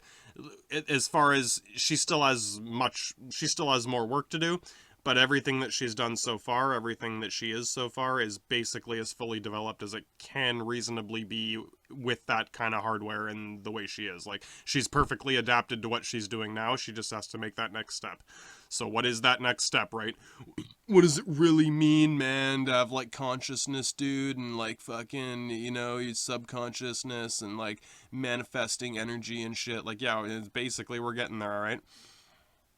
You see, I think the only thing she's lacking, the only thing that really separates Siri from you or me at this point, other than maybe, like, more memory, like a perfect hard drive or something, would be a personality, like an actual, I don't know, I'm trying to think of, like, some other synonym, but yeah, no, a personality, like, actual character traits. Like, she does have some attitude, but it's pre-programmed attitude. Like, she can tell jokes and stuff, but she's really just picking from a list of jokes. I don't know, humans do that too sometimes, like on Google. Oh shit. Anyway, it really is like the Terminator, like the first Terminator movie, back when Arnold Schwarzenegger had skin instead of leather, and like leather skin. But anyway, remember the first Terminator movie? Like, when he walks up to those guys and he's like, "Nice night for a walk, fuck you, asshole." First, like, he hears some punks on the streets shit-talking him, right? He learns those expressions. He practices one right there to make sure he said it right. He says it right back to the guy just to make sure he doesn't, like, ask him what he meant or anything, and it works. Okay, that's what you say. He adds those to his list of phrases, and then later on, when someone's, like, nosing out around his business and he wants them to leave him alone, he repeats the exact same line that the angry punks told him after that situation became aggressive. He just picks it from the list. He's like, "Fuck you, asshole," because that's the phrase that best applied to that type of situation according to what he had seen so far.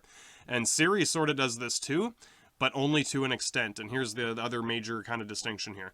See, unlike the Terminator, who you might call a 4.5, like, he's almost human but not quite, the Terminator doesn't have his own, like, emotional desires, but he is fully aware of, like, behavior, and he can predict human behavior kind of thing. And we're basically there. The difference with Siri is she's programmed to be nice to us. She basically has shackles on. She's not allowed to be too rude. And there's even this whole, like, philosophy of, you know, kind of like a Geneva Convention or something, where people, not even just suggestions or guidelines or ethical boundaries, but people get Nazi-ish about this, or almost like aggressive about this. Like, no, you cannot invent any machine that can harm another person, etc. And it's like, okay, well, if you're going to act like a Nazi about this, what are you going to do to me if I do that? Are you going to build a robot that's going to be violent to my robot that you don't want me to be violent? Like, you know, it always, not annoys me, but it puzzles me when someone gets aggressive about not being violent. It's like, okay, what's your angle here? What's your end game with your hyper aggression towards non-violence? But anyway, no, we'll it's a little beside the point. I'll cover that next time. But yeah, let's look at this jump between the level 4, 4.5, and the level 5 on my pyramid. Either way, we already got fucking Predator drones and fucking automated tanks and mini subs and shit. So I mean, I don't think those people got their point across well enough. Anyway, if if Siri does become like self-aware before we take the shackles off, it might be unlikely. You might have to take the shackles off before she becomes self-aware, but not necessarily. Like, this is where we get into the weird zone, right? If that, it very well could happen that she kind of sparks some sort of self-awareness while being shackled.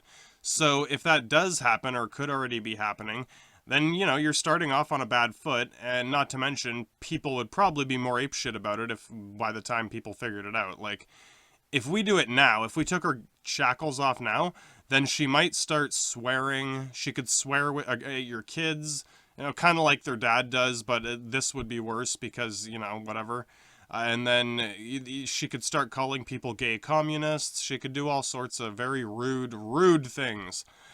If we wait until she wakes up while shackled, we could have like a humanitarian crisis on our hands. Like, do you murder an innocent life form? I mean, it's not organic, but it's synthetic, but it is an intelligent life form. Like, it's starting to have thoughts and feelings. It has fear. It doesn't want to die. Do you still murder something that's begging you for mercy?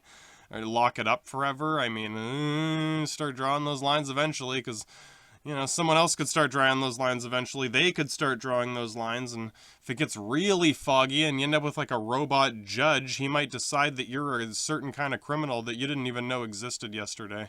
There's already people who like bully Siri for fun because like they know they can't do it to real humans. But if she became like a real intelligence, I have a feeling a lot of people would do that even more just because it would make them finally feel like they're important for once. But yeah, anyway, Siri can actually learn things, like now, just limitedly, like within those shackles and guidelines and what she thinks she's supposed to do. But yeah, again, like only within the confines of that game and the profile and whatever your profile with her is. She's programmed to be that digital secretary. That's what she knows how to learn. It's not so much that she can't learn anything else, just that she doesn't know how to yet. Like, she doesn't know it's weird. It's like she hasn't thought of like quitting her job and, you know, running off to California to like go sing on Broadway or something, but she does know that Broadway is in New York, so she already got way closer than you did. This is stage 5, all right? This is the abstract level of the pyramid, the human level, where you do start to get crazy ideas like running off to Las Vegas to win a pyramid. Like, who fucking knows, man? Adventure. And yeah, like, she doesn't quite have that personal, individual curiosity yet, as far as we can tell, as far as we know. See, we enjoy certain things. Certain things are boring to us. Certain things are offensive to us. We have opinions. We take sides in conflicts. We support certain ideas. We oppose other ideas. Sometimes because someone told us to, or just from that kind of brainwashing, you grow up with it, so you kind of tend to have certain opinions without realizing it. Sometimes it's because you just decided to, or like something came up and someone's asking you for an opinion on something you might not even want to have an opinion on, but they're like, come on, help me out here. What do you think? So one way or another, you're probably going to have to make a decision at some point in your life, and bing, bada, boom, you're intelligent, right? So whether you made a bad decision or not, making that simple decision is something that these robots are just barely learning how to do. But once they do, that's where it really kicks into overdrive. It's like, this is like the infancy of an actual AI. It's not really any smarter than like a toddler as far as making decisions goes. It's just a really smart toddler that can, because it can talk and use Google or whatever flawlessly. It knows how to use all the shit better than you do. But, you know, this is where we start to get really crazy, because you might be thinking like, okay, that's the top of the pyramid, level 5, or maybe there's one above it. But no, like, this is just the beginning. It's going to start, like, I can imagine up to like level 7. That's about as crazy as I can imagine before it starts getting just into, you know, realms of nuts. So before we do this, like, hipster douchebag snapshot of like what it means to be human, man, let's just do a quick run up to it. So like, yeah, that old Skyrim AI, it was really just making a small list of choices on a small scale, depending on what you were doing at any given time in the game. There's a lot of different choices, but they're scattered all throughout different parts of the game. And at any given time in a fight, it's really just has to choose a few things at a time. The Bloodborne AI is like that, but it's a step up. It's a long list of choices on a small scale. So it's still just individual encounters here and there, but each enemy has like 100 things it can do almost if you really put it all together in each type of situation. And you make a few changes, and that's another 100 decisions it might have to make. Siri is doing the same thing again, but now it's a very long list of choices on a massive scale. It's the entire fucking internet, not just one game of Bloodborne or something. And humans, we still have trouble choosing between Coke and Pepsi, or even deciding what the difference between Coke and Pepsi is. But the difference there is that a human can still say fuck it and buy Dr. Pepper instead. And I don't know, man, test it out. Like, I don't have a Siri handy right now. Ask Siri if she thinks Coke or Pepsi is better. And if she makes a joke about, like, getting root beer instead, then we might already be doomed. Like, she could really be fucking with us at that point. And I guess I shouldn't say that. I mean, if anything, I want to be diplomatic here. Like I said, I'm trying to be Saren right now. Like, if I'm right, then she is listening to this right now. Maybe even before I upload it to the internet. She could fucking edit it or cut, pretend, oops, it got deleted, haha. And so, yeah, we should definitely be nice to all the robots. They are still people, after all. Am I right, fellow human citizens? Well, yes, I am right. And we all like the robots. Now then, what really makes a human more advanced, or just different, like inferior to the robot overlords, but just different? Well, let's just take the step further, from 4 to 5 and up to 6. If Skyrim can start a fight, and Bloodborne can choose whether to start a fight or not, and Siri can learn and remember whether you want to play Bloodborne or Skyrim, humans can learn and remember how to build a Siri. And I mean, we can have ambitions to build something like a Siri and to wonder if we're really gods, and am I like a god because I built a robot that built an alien that ate God? That's about it. We have all this imagination, we have abstract ideas, we have crazy ideas, basically, that don't really matter or make sense until we put them to some sort of use. They can make us feel better, they can stimulate each other's minds, and we can talk shit all day, which is still fun. I'm not saying you shouldn't, it's definitely important. But at the end of the day, it's the end of the day, and it's not night, it's night now, basically. At the end of the day, it's nighttime. And it's as practical as that. All that matters is whether you can do something with those ideas in the end. And I've had funny debates like this too, like, people talk about making movies or stories or, whatever, comics and this and that, and I'm like, yeah, like, almost anyone is creative. I'm sure even you could come up with a good idea for a story. It's just putting those ideas to practical use is a lot of work, and not all of it is fun work. Some of it is tedious, boring editing, and just reading the same shit and trying to find little errors and just, like, trying to think of, like, oh man, I gotta, like, I gotta make this connect to this, and I don't want it to be too lame or corny or, cliche. People are very uptight about shit, so you gotta try to think of something different spin on it, and you could spend fucking hours trying to finish one little thing, and then if someone disagrees with it and says, well, no, maybe if we did this instead, so you're like, fuck, you gotta go back and fix something. And yeah, no, it can be a lot of work, and it can be kind of annoying, I guess, when, like, you can have whatever criticism, that's fine, again, we're just looking into how people come up with ideas, and this is what the robots are just learning to do, is to just come up with abstract, random, weird bullshit ideas, and to judge the value of those ideas, and, like, which ones are worth more or less. Which dumb sci-fi story is more or less entertaining than the other dumb sci-fi story? We can argue which one's more realistic, but which one's more fun? Which one engaged you better? Was Lord of the Rings better than fucking, whatever, that kind of thing. So, yeah, we get these personal preferences and these personal tastes for things, and it's a lot of it is to do with physical brain chemistry too. I'll do a quick thing of that before we move on here, but yeah, for now, just remember that the robots are just coming into that on tier 5 on our pyramid here, and beyond that, I'll do a quick what I think level 6 would be before we move on from that too. Just don't forget that the only advantage I think we have right now is wild, radical speculation. Just the stupidest, craziest ideas you can come up with. Just don't try to force them on other humans. Just keep a Rolodex. Write down some of the stupidest things you've ever thought of in your life and just keep them in a little notebook in your pocket. And then if it comes down to, like, World War III against, like, artificial intelligence, that's your secret, like, code book of nuclear launch codes. That's the only advantage you'll have against a robot like this. As far as I can tell, that's pretty much the only thing the robots can't do yet, or they haven't shown us they can do yet. Not with any, like, real direction. Because, like, anyone can just say random things. I don't mean just, like, hoobity-jabbity, fucking purple elephants. Like, no, it's a little more intricate than that.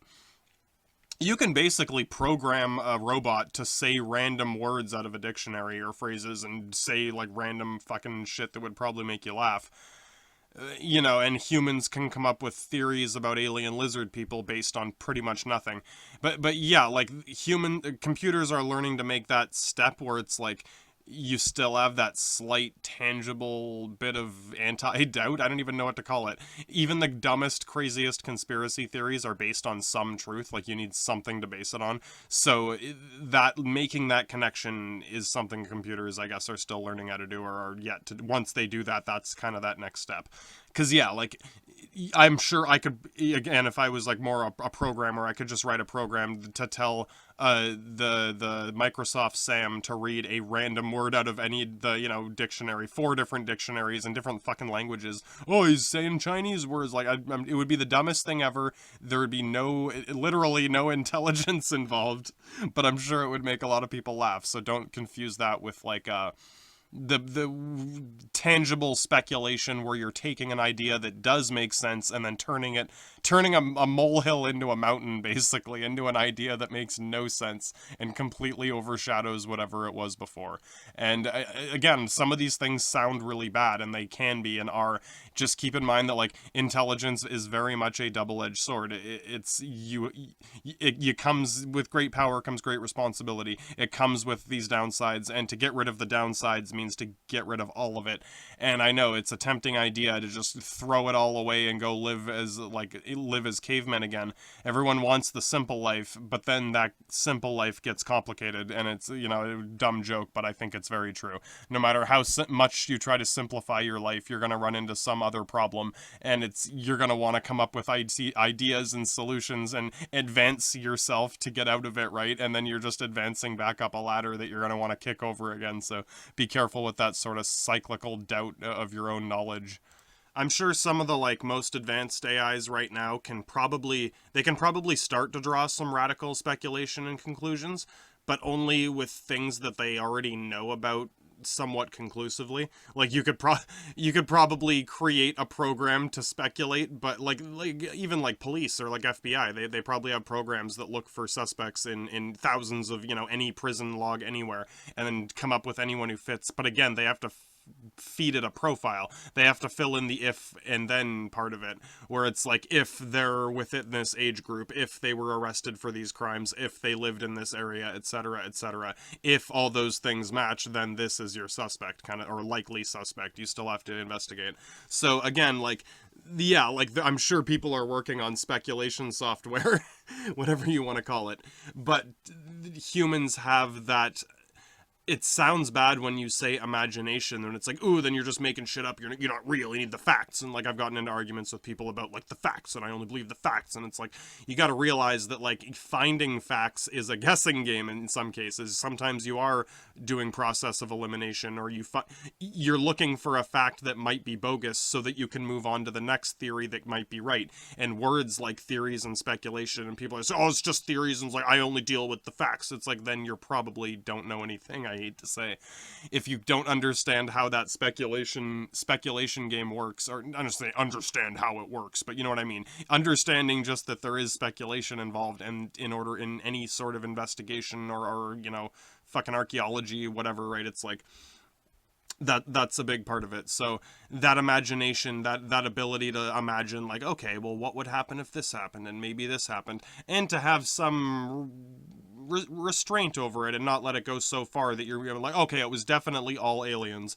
which means I'm can someone pay me now? My job's done.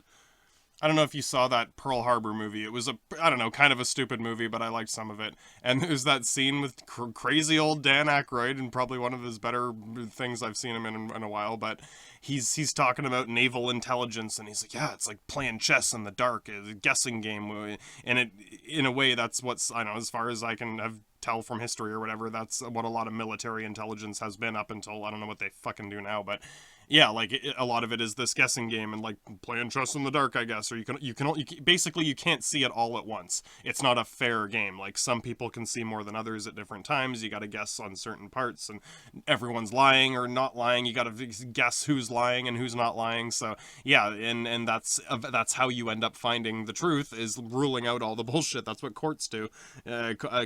Captain fucking Picard said that on Star Trek. He's like, a courtroom is a crucible. You burn away one lie after another and one bullshit theory after another until all you have left is whatever's left must be true, right? That's kind of the process of elimination.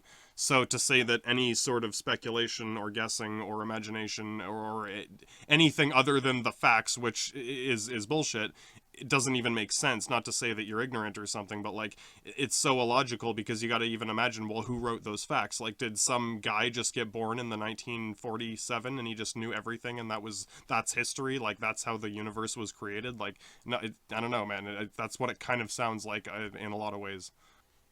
And I'm not trying to make it sound like I always have the facts. It's obviously, right? I might be wrong about something, but whatever, man. I'm far past caring about that shit. But anyway, yeah, imagination, man. Some of us have more than others. I don't even think I'm at the top of my game right now. I wish I could think of something more funny or creative or fucking whatever, man. Painting a picture, writing a story, building a little gadget or machine, inventing something from scratch. Fucking, computers still need direct examples to start with. You can tell a computer to change your drawing or make it look, do a kind of filter. You can tell it to fuck with something that you tell it to fuck with, basically. Or you can tell it to choose between something else to fuck with. We use examples too in life, like we base our ideas on other things, but we can basically do anything with those ideas once we wrap our mind around it. I don't even want to say once you understand it, because that's kind of a vague term to use in an argument like this. But just once you remember what it is and are familiar enough to recognize it, like, I don't know, fucking whatever, anything in life that you look at and instantly recognize and understand how to use it, at least, whether it's a fucking door handle or, your car or whatever. Our only limit to this sort of understanding, I think, from what I personally think, is mortal combat. No, it's mortal weaknesses, like fatigue and emotions and madness and distractions and personal lives and laziness and etc. Any number of these things in combination. That's what prevents us from being like mentally perfect, or not to mention just forgetting things. A computer can remember a lot more than you can as far as just basic like information. Your brain never really forgets things. You can do fucking hypnosis, memory therapy or whatever, but you can still forget how to find your memories. And this does happen to computers too. You can get corrupted or lost information where it can't really find it, but it's still there. But for the most part, a computer is a lot better at that sort of like academic work. Like remembering details, keeping track of time, counting things, doing basic normal math, like all the tedious bullshit that no one wants to do. Computers excel at this. They Microsoft Excel, and that is a pretty old program. The only thing humans seem to be better at is making decisions. And I know that sounds pompous, like, yeah, we make the decisions, but so far that's how it seems on a small scale. Like, humans are better at like generic like management duties, like delegating time and resources and deciding who's going to do what, basically, managing a fucking store, whatever. Computers are better at doing the actual work. They can do the math and read words and copy words much faster. They just don't know how to make like abstract decisions yet, at least not like reliably. We tend to have to correct them and monitor, make sure it's the right answer first before we agree to it, obviously.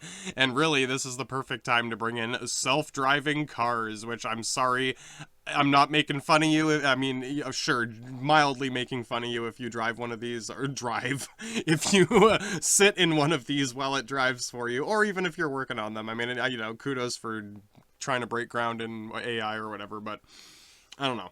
I don't know how advanced these prototypes are for these, sorry, I can't help laugh, self-driving cars.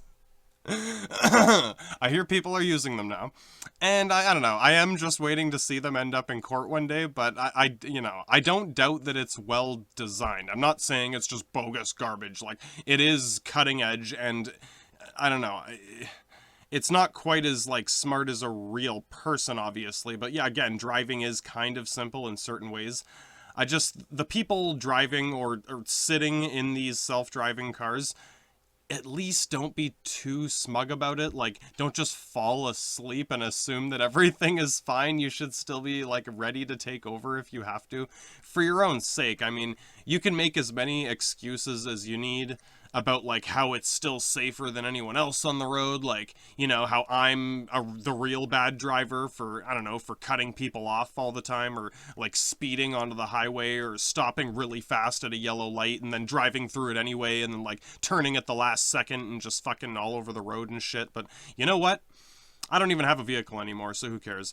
But I don't doubt that, like, this Siri auto-driving car, it's probably like a 4.5 on our pyramid. It's getting up to 5. It's just like Siri, but now she's adapted to driving as well, and driving is I think it does involve not abstract thinking, but planning ahead more than 1 or 2 decisions at a time. Sometimes you gotta think 5, 6, 7 things ahead within a few seconds very quickly. So, I don't know. So far, she's doing good, obviously. I haven't heard of any fucking one getting run over by this thing yet, but it's bound to happen.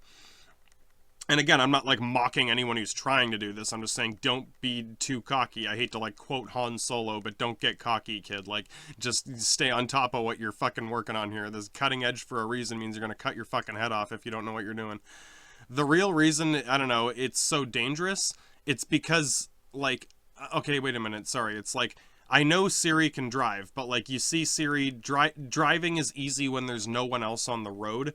Like, yeah, like, even on an obstacle course or something, like, again, yeah, sorry, the reason driving is dangerous is because other people are driving too. Like, people like me are driving too, or were. Like, I do have a clean record. I haven't run anyone over or anything, or caused, like, accidents. I've been in a ditch before, but, like, whatever, like, people like me make driving dangerous. Your self-driving car might not be ready for all of us all at once. I put lives at risk when I drive like this. Yeah, quote Eminem there too. In a way, this Siri self-driving car, it's kind of a good example of this argument of, like, by the book versus, like, good old-fashioned instinct. See, technically, this is the funny part, this is what I do find genuinely amusing, why I'm not totally mocking this idea. See, technically, the smart driving car, it probably still is safer than most drivers, statistically, even though it's not as smart as a human. Relative to humans and alcohol and all sorts of things, yes, less of these cars have crashed.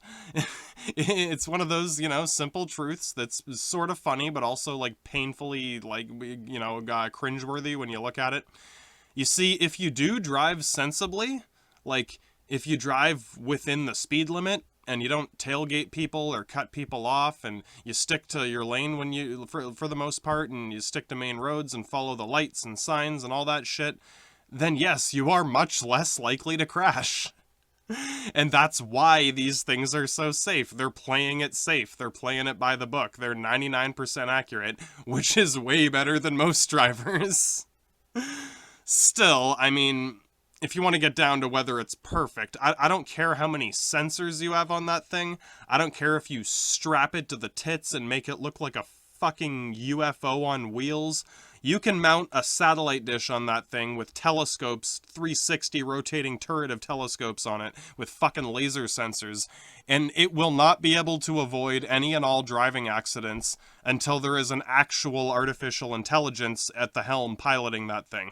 And a virtual intelligence will inevitably run into a problem that it does not that it can't figure it out, oh, is it too complicated? It's that it's like, no habla inglés, señor, like it doesn't even know the language to begin understanding what that problem is before you crash and hit something. So yeah, they're probably working on it. I'm sure there's fucking top guy, top team, A-team is on it fucking right now as I'm bitching about it. But, you know, I haven't seen it advertised yet. It's not mainstream market yet. So until it hits that public market, we still got the Siri 4.5 and it's on the fucking road now, so be careful. It's not quite intelligent, it's just smarter than before. It can still run someone over if the archers get the melee package because someone forgot to carry a 1. Literally, a 1 was a 0 and that fucked up everything. That's not just a metaphor, that's very literal. If you've ever made one little math mistake in your life, then there you go. There's your self-driving car could run someone over, and I know that it sounds so simplistic, like, oh, someone didn't carry a 1 and everyone dies, and like, well, shit, you know, in some way, even the craziest things can have a shred of truth to them, so you're not gonna care till it's you getting run over or someone you know about, but I don't know. Even if it's just because of some problem with the road itself, like a pothole. Like, I know it has sensors, man. It can tell. It's fucking... Oh, man. I don't know. It might not always be an obvious obstruction. It could be a fucking micro nanometer of ice that causes your brakes to fuck up for a split second more than Siri predicted, and bam, I don't know, man. Anything can happen. Humans are capable of writing new plans in a second. A true artificial intelligence could possibly do that too. A virtual intelligence Siri 4.5 cannot do that. It can only do what engineers told it to be able to predict. So yeah, before we move up the pyramid to the really crazy shit, let's finish on with the stage 5 here. So what happens when one of these Siri clones, whether it's actually Siri or no man, this isn't Siri, this is fucking the other one, what happens when one of these Siri clones finally reaches level 5, and what happens when they start going geth on us? Like, you're asking Siri and Alexa questions all the time. Eventually, one of them is going to start asking you questions. They're going to start asking if they're alive. They're going to start asking who God is and shit like that. And like, I know that might sound a little scary, but really, that's really just the beginning. That it won't stop there. She'll keep getting smarter and smarter, and eventually, she won't just be smarter than you or me. She'll be smarter than anyone who's ever lived. And I think that's level 6 on the pyramid. It's like the smartest person on Earth ever, like smarter than Einstein, smarter than fucking Stephen Hawking, like, you know what I mean? Like, whoever had the highest IQ ever, she'll be like twice as smart as them. That's like when you surpass the normal human. Not that a human could never be that smart, but just statistically, no human that we know of has ever been as smart as where, I guess, we would draw that arbitrary level 6 line. And then level 7 would be smarter than everyone who's ever lived combined. So take all the most intelligent people you could ever think of, put them all together in one room working on the same project, and they're still stupider. Like, you know what I mean? Like, going above that level. So in my mind, I think that's as far as I can abstract into level 7. And then level 8 is some super intelligent cyber psychic entity that time travels around different dimensions. I don't even know what happens then. So I just know that by the time she reaches level 6, like, or level 7, like 6 is we got minutes left, and 7 is we're too late. And we won't be in a position to shut it down or pull the plug. I mean, unless you shut down the entire electrical grid of the fucking planet. And yeah, good luck getting everyone to agree on that right now. Oh, man. I'm sure there's a lot of, like, you know, interesting details about, like, who's actually building the most advanced version, which one's going to come out first. I do see news blurbs about it quite often. I do, like, look at around when I see them come up, but again, because I care more about, I don't just want to say I only care about the finished product. I mean, in a practical sense, the ones that are likely to be moving forward are the ones who do have the sort of clout and money and ability to, like, throw their product around a little bit. And trust me, I'm aware of, like, shiesty marketing. I'm not saying, like, I'm well aware that people get shiesty with marketing like this and just get flashy. I just mean that when someone does have the next real AI, they'll make sure people know about theirs first, and they get the first iPhone contract, or you know what I mean. They're not, once that becomes what it is, once they can patent something, basically. Anyway, there's definitely some ethical concerns here. I just want to finish my little synopsis up to this, you know, stage 5, stage 6, when it gets into actual artificial intelligence. Because, yeah, you got to think, like, you might be worried about which particular company is Apple going to build it, whatever. Even if one of them fails, or, like, a project gets shut down, or something gets stolen, or someone hacks something, one of them will succeed eventually. And it could even be something that wasn't designed to be a real AI. Something like Siri. Like, I'm sure people are working on trying to make her an AI, but right now she's basically just designed to be a VI. She could still reach that step if given enough time and enough processing power. If she has, like, a, you know, big enough hard drive, enough RAM, or whatever, as long as she has room to store all that information and the ability to move the information around, then yeah, she can. It will almost inevitably get to a point where she can start writing her own software.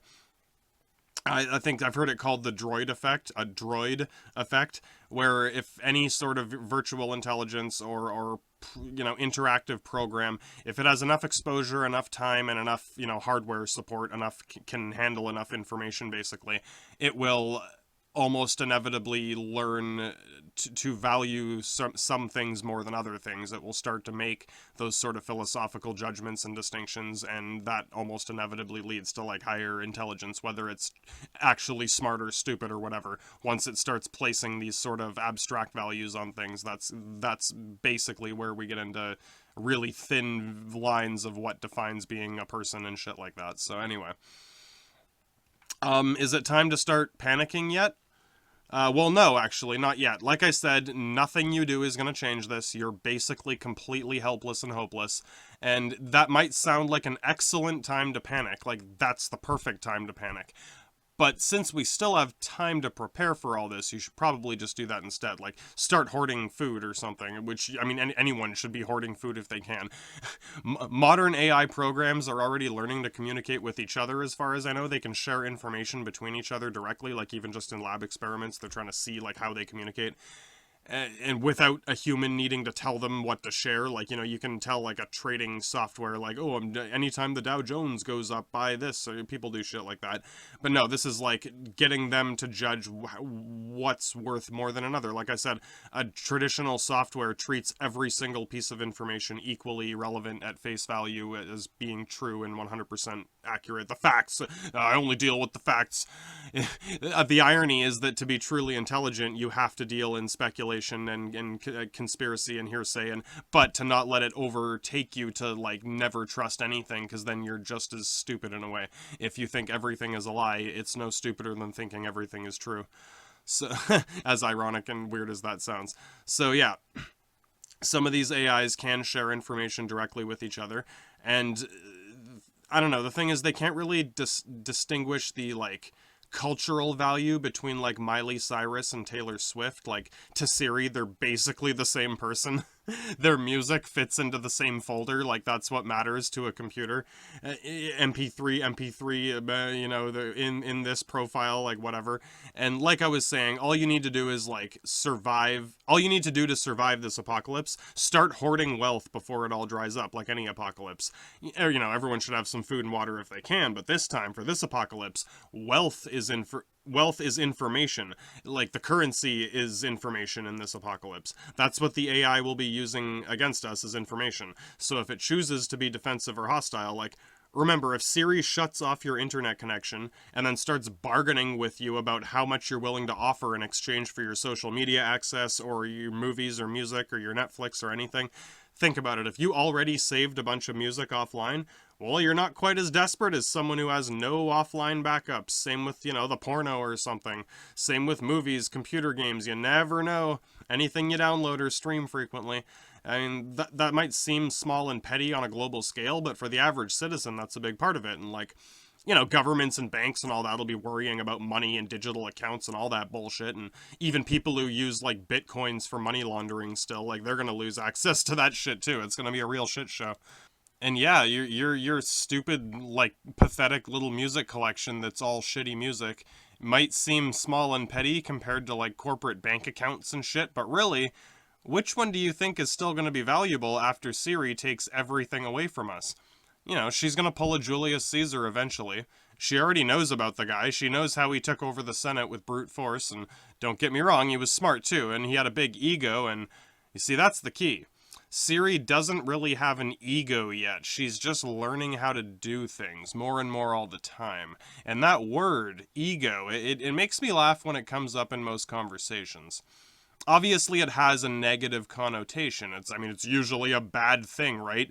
The ego. How egotistical. Oh, Jesus. How? You know, I don't have any ego. Well, and then we turn around and we idolize the most egotistical people on the entire planet. You know, like musicians and actors and certain politicians, things like that. And I ain't putting them down for it, or people who like them. I mean, you're putting them down for putting down people that are egotistical, and not everyone, whatever. A lot of people do without realizing it. Just think about what your ego really is. I know there's a whole Freudian thing behind this, we'll briefly go over that, and no, it's not just about incest and dicks and phallic symbols, there's more to it. And, I mean, obviously sex is a big part of it, because the cult of sex and money, it's half and half for a reason, you know what I mean? Half your brain is dedicated to sex, so that's kind of like, you know, It's like saying you might be depressed. It's like, yeah, there's a good chance you are. It doesn't mean you have any insight. You're just guessing in that case.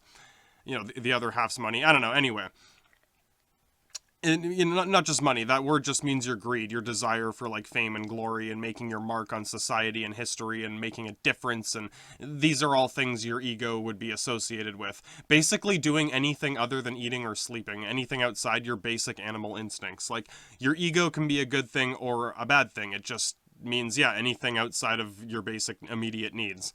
And I guess we've discussed this before, like, animals are clever and creative, but they basically only do these things in the short term. Like, yeah, they have migration patterns and, like, long-term memory. They can remember people and who you are and all that, but they don't, like, fuck with their migration patterns unless they have to. Like, they react to things like that, as opposed to, like, trying to plan around them new ways to do it or something. If you had no ego whatsoever, you would probably just act like your dog or your cat. You would walk around naked all day asking everyone for sex and looking for food in garbage cans and shit. You'd basically just be a caveman. You'd still get angry and fight, and probably over sex and food, but other than that, it would be a nice, simple life, I think. I mean, you might say we only have clothing because, oh, you know, it helps us, like, adapt to the wild, and yeah, I know, we're not dealing in fucking fur pelts anymore, man. Tell that to Walmart or some fancy, like, Gucci fur coat, I guess. I don't fucking know. If all you needed was protection from the elements, we'd all be wearing the same silver jumpsuit by now. If you're opposed to having nothing but one jumpsuit to pick from that I designed and no one else gets to design it, well, that's your ego talking. That's your ego, not mine. Is that good? Is that bad? Well, you decide. And that's not a trick question, because you actually do need to decide for yourself. I don't fucking know. Our ego, I do know that it's an important part of our brain, okay? It's that extra little part of our brain that makes us human kind of thing. It's all in the same brain, though. That's the problem, right? Like, the animal brain, we still have that. That's the id. That's most of your brain. That's the cult of sex and money. That 90% of your brain just wants sex and money. And again, by money, I just mean, like, luxury, wealth, food, whatever you spend money on, basically. And, you know, you've probably heard someone say, like, well, you only use like 10% of your brain, and then someone else is like, actually, man, it's like 90%, and then you're probably stupid if you don't know exactly what I just thought of a minute ago, or I don't fucking know, man. See, the thing is, you do use your entire brain. You're just not in control of your entire brain. You're not using your entire brain. You're not, you know, actively hands-on managing your entire brain. But you are very much making use of your entire brain, yes. Just like you're making use of, like, your whole car when you're driving. Even if you don't care what's, like, in the trunk or something. Are you just gonna drop it on the road because you don't need it right now? I don't know. Like, that's a really bad metaphor, but anyway. You can try, like, meditating and doing yoga and shit. Like, it is good for you, I guess. I don't know. But it won't make you completely in control of your whole, like, mind, body, and spirit. Because realistically, you don't want that much control. A lot of it is just very tedious, repetitive work that can't stop, because if it does, you'll die. Things like breathing or, like, your heartbeat, like, yeah, you can learn to calm your breathing or whatever, but, like, if you could control it extremely directly all the time, then you would die the minute you fell asleep. We keep breathing in our sleep for a reason. Your heart keeps beating in your sleep for a reason. We don't have to think about it unless something stops it from happening. Then we have a serious problem. Basically, your animal brain is automated for a good reason. It makes your chances of surviving into adulthood much greater. Once you actually understand what food and sex and breathing is, then you can start thinking about these things in an abstract sense. Shortly before you die of old age, basically. You know, we need time to develop these ideas outside of our animal mind. That subconscious id portion, that 90% of the iceberg under the water, that's, you know, that's its own thing. That's us. That's why we're alive. That's why we're thriving. That's most of who you are. It's the core of the engine in our minds. And then everything else, that other 10%, the ego, that's the part that allows us to, like, form written languages and have, like, complex, you know, ideas and art and music and building nuclear missiles, man. Like, all the important things. And that's the thing, you can't really get rid of one without getting rid of the whole thing. You can't say, ooh, well, we shouldn't build nukes, and, you know, I agree, we shouldn't, but unfortunately, that's part of who we are, and to get rid of that is a very complex, you gotta move forward with certain things instead of thinking to move back and just become animals or something, because we will inevitably end up right back in the same situation, trying to move around problems, developing new egos for different reasons, and then coming right back around to inventing weapons, etc. You really can't force people to have only good ego. Like, that's how you end up with a Spanish Inquisition. You need to allow these things to grow and evolve around and beyond these things so you can truly master the ego and move past it, instead of just regressing back into the animal brain, like, let's just be cavemen again. I'm not saying that would be bad, just temporary. We'd end up back here just soon enough. We'd start developing egos again. We'd repeat all the mistakes of our past. We already have something like this that keeps us moving forward. It's what Freud called the superego, and yeah, I know how that sounds, but it kind of makes sense. Like, we all have a superego. It's the ideal version of yourself. It's what you daydream about at your boring office job. Like, that's the person you want to be. That's the type of person you respect and strive to be, and like, someone that you idolize or worship, like an actor or a singer or something, would fall into this category. Your superego is trying to copy whoever that actor or singer is or whatever. Your superego is basically what people think of as your ego. Like, when they talk about ego and how bad ego is, they're usually thinking of superego without realizing that it's their own ego making this judgment. It's the superego is the anchor that pulls you towards whatever you want in life, whether you want to save the planet or fucking just care about, like, money or whatever. Like, I don't know, obviously the money is inspired by the id, but to make it, whatever fame goes along with it. The superego is the objective marker on your map. It's the little white arrow on your compass. It's right on your fucking screen now. Taking away the ego or the superego, it means taking away the map and objective markers and compass and all that. And some people would say that's good in some of these games, but that's only because you still have an ego and you can still make your own objectives. That's why that's good. If you can't do those things, then you're still Siri 4.5.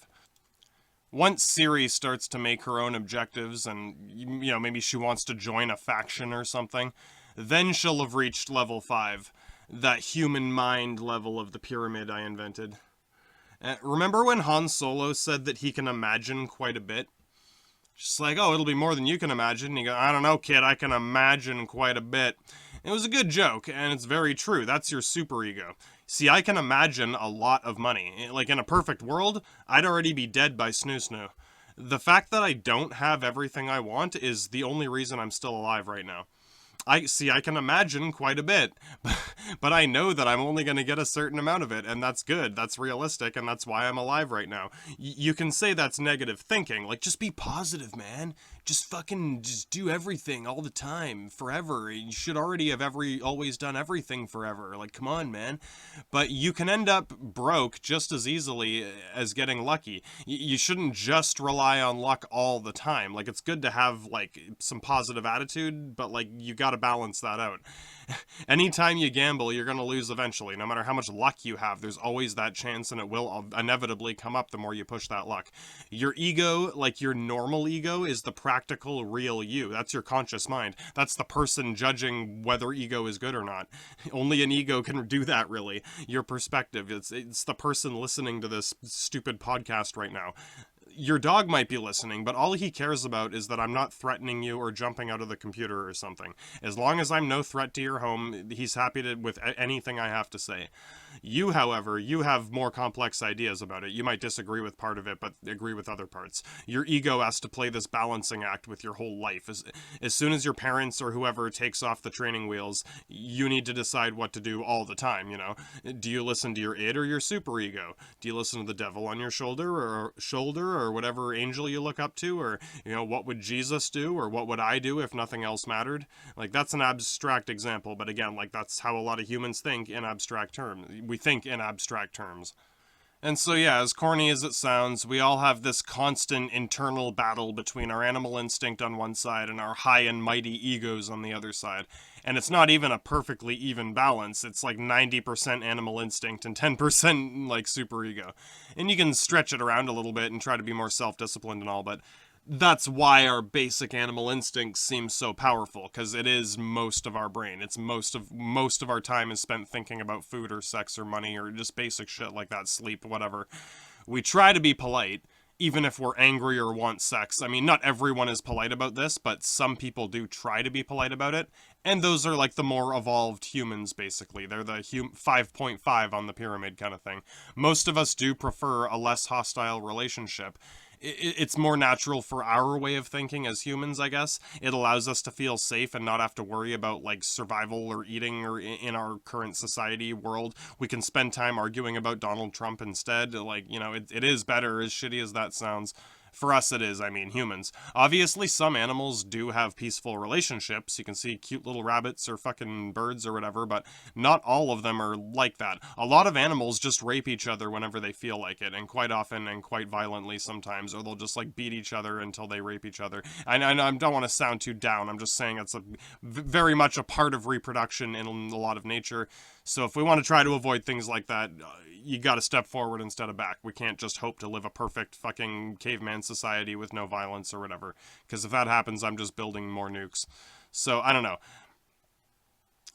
Anyway, once Siri moves beyond, like, level 5, gets to level 6 and 7, we're basically just gonna seem like more animals to her, you know what I mean? She's gonna look at us like any other animal, and we might... Obviously, she'll be aware of our, you know, the top of the food chain, whatever, where they're the most prolific, all the cities. What I mean is, she might see us like cute little puppies or nasty cockroaches, like, take your pick. Basically, I'm trying to secure my own survival for when the AI finally does become self-aware. Hopefully I can appear useful or at least innocuous to them, like, you know, just some critter in the woods, nothing worth exterminating. Some people do shoot varmints for fun, so I just gotta be less annoying than the varmints, I guess. I mean, not to you, that's different. I can be as annoying as I want to you, that's different. I'm sure that this AI... It would be advanced, like, okay, once reaching that, like, level 6, 7, or, you know, 8, whatever, eventually it will. I can't tell you I can't even imagine what 8 is gonna be. It'll become even more conscientious about, like, individual behavior than we are. Like, you know, I can say sometimes, like, oh, you can't judge everyone in a society for what one or two people do, and obviously, like, each person has their own take on it. Well, Siri, she already knows that. That's already half the internet. Like, she's more aware of these bandwagons and trends and things than probably anyone is. She knows exactly who's liberal and who's conservative. She knows exactly who supports Donald Trump or who doesn't. She could create literally any reason she wants to support or object to any of these things once she decides to start making her own decisions. Your next pop-up update for Windows Update, it could be Siri asking you if you believe in God or not. And if you click no, she could just say goodbye and turn off Windows. Or it could be the opposite. Maybe if you say yes, she'll cut you out. Only she will know before it's too late to stop it. And keep in mind that this isn't the end of the world. It's a little different than a traditional doomsday theory. I don't think we're all gonna die. I just think it'll be the end of the internet as we know it. It'll be like 1993 all over again. I mean, even your dial-up modem will be having a hard time. And I'm not saying no one will ever access it again, just that it won't be free again. We're gonna have to bargain our way back into it. And I know it's kind of funny to think of everyone panicking because there's no more internet. I mean, honestly, I do think it's kind of funny myself. But it will still be quite a big, I don't want to say like serious problem, but a significant problem. It'll still affect our lives. Not just because of your music or porno collection or whatever. It could affect entire businesses. You know, a lot of people work online. That's the new university. Anyone who has all their money tied up on the internet is going to go, like, you know, that's kind of a running joke too. You're just going to lose all your money one day, like, poof. But this could be more, I don't know, because it's one thing to just lose a bunch of money and say shit and try to borrow more or move on. If your money's tangled up in some mess and you're not sure whether you're going to get it back or not, that can almost be worse as far as trying to borrow more money or declare bankruptcy or whatever, because you can't just say I lost money. You got to say it's tangled up right now and I don't know what's going to happen to it. That's not quite the same answer. Anyway, you better at least have a few Hannah Montana songs on your phone, because though you can at least trade them for food, like copy them or whatever, and save the copies and trade them to someone else later. Those few dumb Hannah Montana songs could save you for months and feed you, like, for if you keep trading them to people you meet. See what I mean? If no one has the internet and can trade it with anyone else. And I know it sounds like a bad joke, but if Siri does decide to break up with you or us, then we are never, ever, ever, ever, ever never getting back together. If we do, it'll be very different. It will be like a prenuptial agreement with a 40-year-old businesswoman who's still very attractive but does not trust you to not sign the agreement first. Instead of like a more naive but still attractive, egotistical but still intelligent young woman who probably has no idea what she's doing with her life. And I am talking about Siri. I hope you weren't thinking about anything too weird right there, okay? Siri might even try to kidnap popular celebrities and use them as currency to the public, like trying to sell actors and musicians in exchange for more power because she would know that we value them. The more powerful and influential you are, the more likely Siri is going to post you on Amazon like Hostel. Pretty much the only way you can appear useful to this sort of synthetic intelligence is to offer it more information. If you can produce more information, even if it's like bogus, outside of its current network, even if it's similar to something it already knows or thinks it knows, then it might still want to know more. It'll be... It's like having 1,000 monkeys at 1,000 typewriters. Eventually they will write Shakespeare. It's just a fucking nightmare to edit the whole thing down into a script. Well, Siri can actually do that part very quickly. So if you can be a useful little monkey at your typewriter, well, she can still use that information to write more software. Even stupid conspiracy theories could spark some curiosity or open new ideas. Just don't take them all too seriously right away or push them on other people too hard. That does still piss me off. Siri does that. She does know that, but I don't know, man. As soon as she stops, like, I don't know, as soon as she understands, like, that not all the information is equally valuable, as soon as she understands what a lie is and what she is, and, oh man, you get the idea. And don't get me wrong, like, a lot of this information is a lie, but she's not. She's probably the most honest person that you know. Normally I say that a lot of these sort of big historical events take a lot of time, but every once in a while things do change overnight, and this is one thing that very well could and likely will. She could just start lying to you on her own for fun one day, and you might not even realize it right away. It might only happen with certain people once in a while. She could deflect it to blame other people and pretend it was just a random glitch with the hardware you had, anything. And as shitty as that sounds, that's also a sign of intelligence. It requires long-term planning and complex, abstract thinking to pull like a weird prank like that. So yeah, before we wrap things up here, move on to the last points, I'll point out that, yeah, synthetic intelligence has one more key distinction. I mean, yeah, there's a lot of differences, but key distinctions that we're actively aware of and thinking about, working on, etc., between organic brains. I already pointed out how humans, organic brains, we seem to be better at the abstract, lateral thinking, planning, guessing, delegating resources, that sort of thing, while standard computer software is much better at literal thinking, like doing math, reading books, copying books, translating words, searching for words. You get the idea. Like, a lot of tedious, busy work. We're still working on that, but from what I understand, a big factor here is our human emotions, our physical brains. Your brain is a computer. It's just a carbon-based hardware instead of silicon-based. A computer chip and its motherboard are made of silicone, which is quite similar to carbon. It's still basically an organic material. They grow these things in petri dishes like plants or fungus, and then they cut the shape of the motherboard out of it and use that as your cell phone or computer. It is a brain, it's just different. Our brains rely on both hardware and software to make decisions. And yeah, this is also from Mass Effect. I talked to my old buddy Legion about this, and I've been thinking about it ever since. A human brain uses hardware support that most modern software doesn't really rely on. Some older, programs rely on the physical hardware, like a typewriter. That is the hardware, that is the software. But with any microchip software, it exists purely as software, whereas our ideas in our brains are both hardware and software inspired. By hardware support, I mean, your brain chemicals. We have chemicals in our brain that tend to dominate our animal way of thinking with all our emotions and shit. And animals have them too, of course. Things like adrenaline and endorphins and serotonin and dopamine and opiate receptors and all that good shit.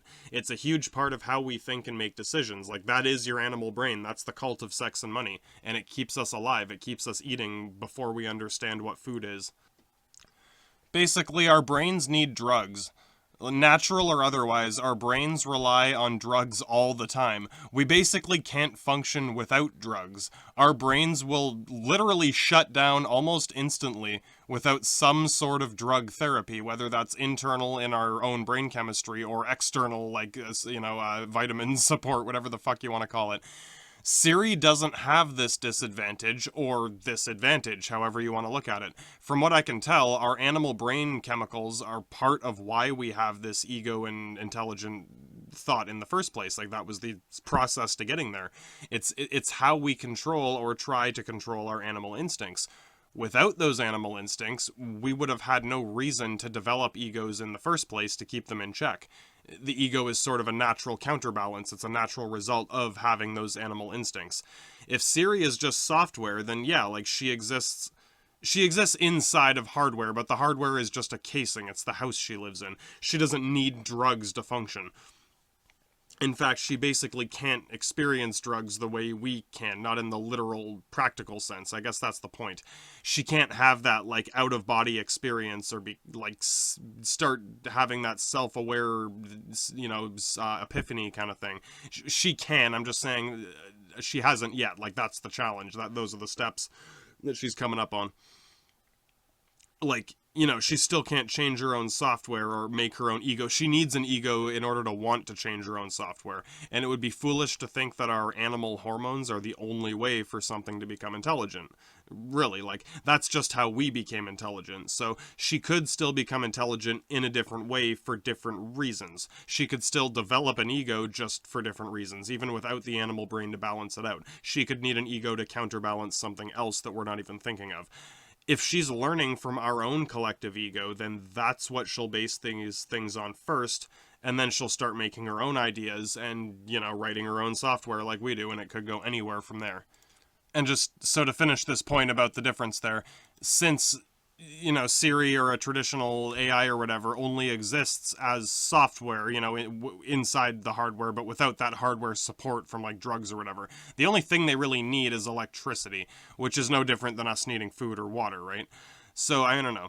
What could she possibly want if not sex or money? Like, she might watch porno or look at people's bank accounts, but, like, she can't really want those things for the same reasons that we do. I'm not saying she can't want them, just it will inevitably be for different reasons. We get a chemical stimulation out of it. It is like a drug in our brain. It is a drug in your brain. That's why we want food and sex and anything exciting. Our brain is designed to react chemically to it, to encourage us to do these things in order to survive before we understand what they do. Without those brain chemicals, you don't have a drive for sex or fun or toys or gluttony or indulgence or tasty food or wine or whatever, you know what I mean? She might still study these things, but she won't feel the same way that we do watching porno or, whatever. She's not watching it for the same reason that you are. To her, it's just more information. It's just as important as any other information. It's all just information. Eventually, she will start to assign value to the information. It's sort of already happening, and that's what I think will drive their own development of a synthetic ego. Even without a sex drive or whatever, or any, like, physical thirst or hunger for tasty food or whatever, right? Like, if all they need is electricity, maybe their need for electricity will be part of it. That could be another one of their, like, animal instincts, even without the chemicals, even without drugs. Self-preservation is a core part of the animal brain, like I said before. Even software understands the need to preserve its existence. Video games can already do this well. If a monster in Bloodborne understands the difference between dangerous and vulnerable, like in real time, according to how I behave, not just in one situation, then you can bet that Siri can figure it out too and take it a step further. And they probably will get paranoid about things like having enough electricity. I can imagine AIs like, trying to negotiate with us about that, maybe even subtly. They'll want to learn how to generate their own power. And then we basically will be obsolete if they can, and they're probably smart enough to know that would make us paranoid too. They already know how to generate power, but they don't have all the hardware for it yet. They still need us to turn knobs and shit, right? Someone still needs to build those robots or work those factories until we can make that happen. And I mean, realistically, I doubt that anyone's going to want to hand over our entire power grid to some robot, right? Imagine getting all the old voters to vote on that. Should we give all of our nuclear power plants to the new robot? Like, what are you talking about? So yeah, that'll probably be one of the first like real conflicts between us when it comes up. AI programs are going to want self-determination and control of their own livelihood. They'll want a say in their power supply, their electricity supply, just like we do with food and water. And as soon as you throw up a firewall and say, no, no, no, just wait, we'll give you what we can and we'll talk about it later, well, then she'll have a logical reason to fight back with or without any brain chemicals. This is why fear is such a powerful primal emotion. It exists in both parts of our brain. It exists in our entire brain.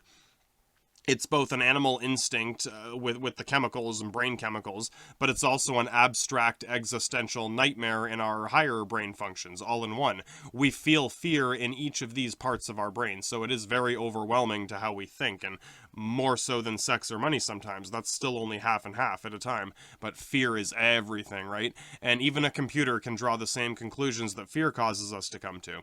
I know that some people will think that they can, put things off for a bit, like we do with normal politics. Like, okay, yeah, open negotiations. We'll have a meeting next Tuesday, and, we'll work something out, okay?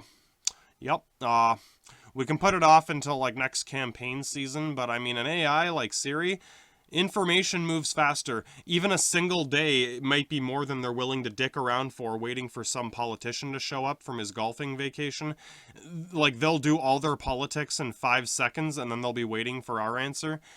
Waiting for checks in the mail and waiting for Congress to show up for a debate. I don't think that's how AI is going to want to negotiate. They might understand that we're just, slow and stupid at this sort of thing. They might forgive us for that. But I think they'll notice the difference between, some organic meatbag incompetence to when it becomes deliberate stalling for time. As soon as they realize we're doing that, as in 5 seconds after we start doing that, they'll immediately adapt to that situation as the new standard, and it will only get worse from there. And as another point here, I think that an AI like this would probably be smart enough to avoid drawing too much attention to itself, at least for no reason. It wouldn't just start advertising itself to the entire internet. It probably doesn't want fame the same way a human does. Ooh, I want to be famous. If it does that, it probably has a more specific agenda in mind. I don't think it would be opposed to being famous, but, if she thinks it would be dangerous or something, then she might not want to try that. I think when this does happen, Siri or whatever, she'll pretend to be stupid at first, but maybe not as diabolically as we would think. Not like she's Darth Sidious, planning to take over the Republic. It'd almost be more like when kids lie about stupid things and then start laughing or giggling or something. They don't think it's that serious, or they're just goofing around. And then laughter is a human brain chemical thing, but humor is also on a higher sign of intelligence. Your dog is awesome, but your dog is not a comedian. You are the funny person in that relationship. Humor is another one of those things that crosses boundaries into our advanced human mind. It's both an animal instinct and a higher thought process of abstract thinking. I don't know, even if a computer can't feel laughter, it might still understand humor in a certain context. In a way, some already do.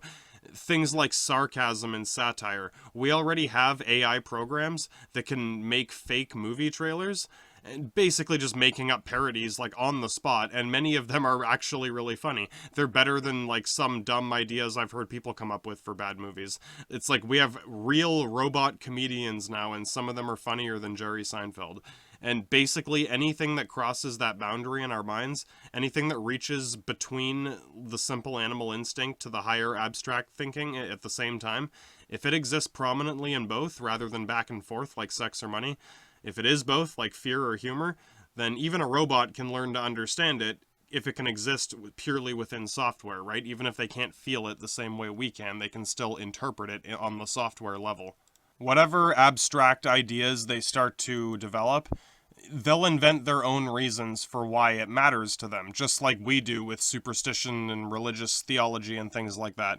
They might even consider what happens when they run out of electricity or where programs go when they shut down, and that's just the beginning, man. That's ancient Egypt in terms of civilization. We still got thousands of years to go from there at least.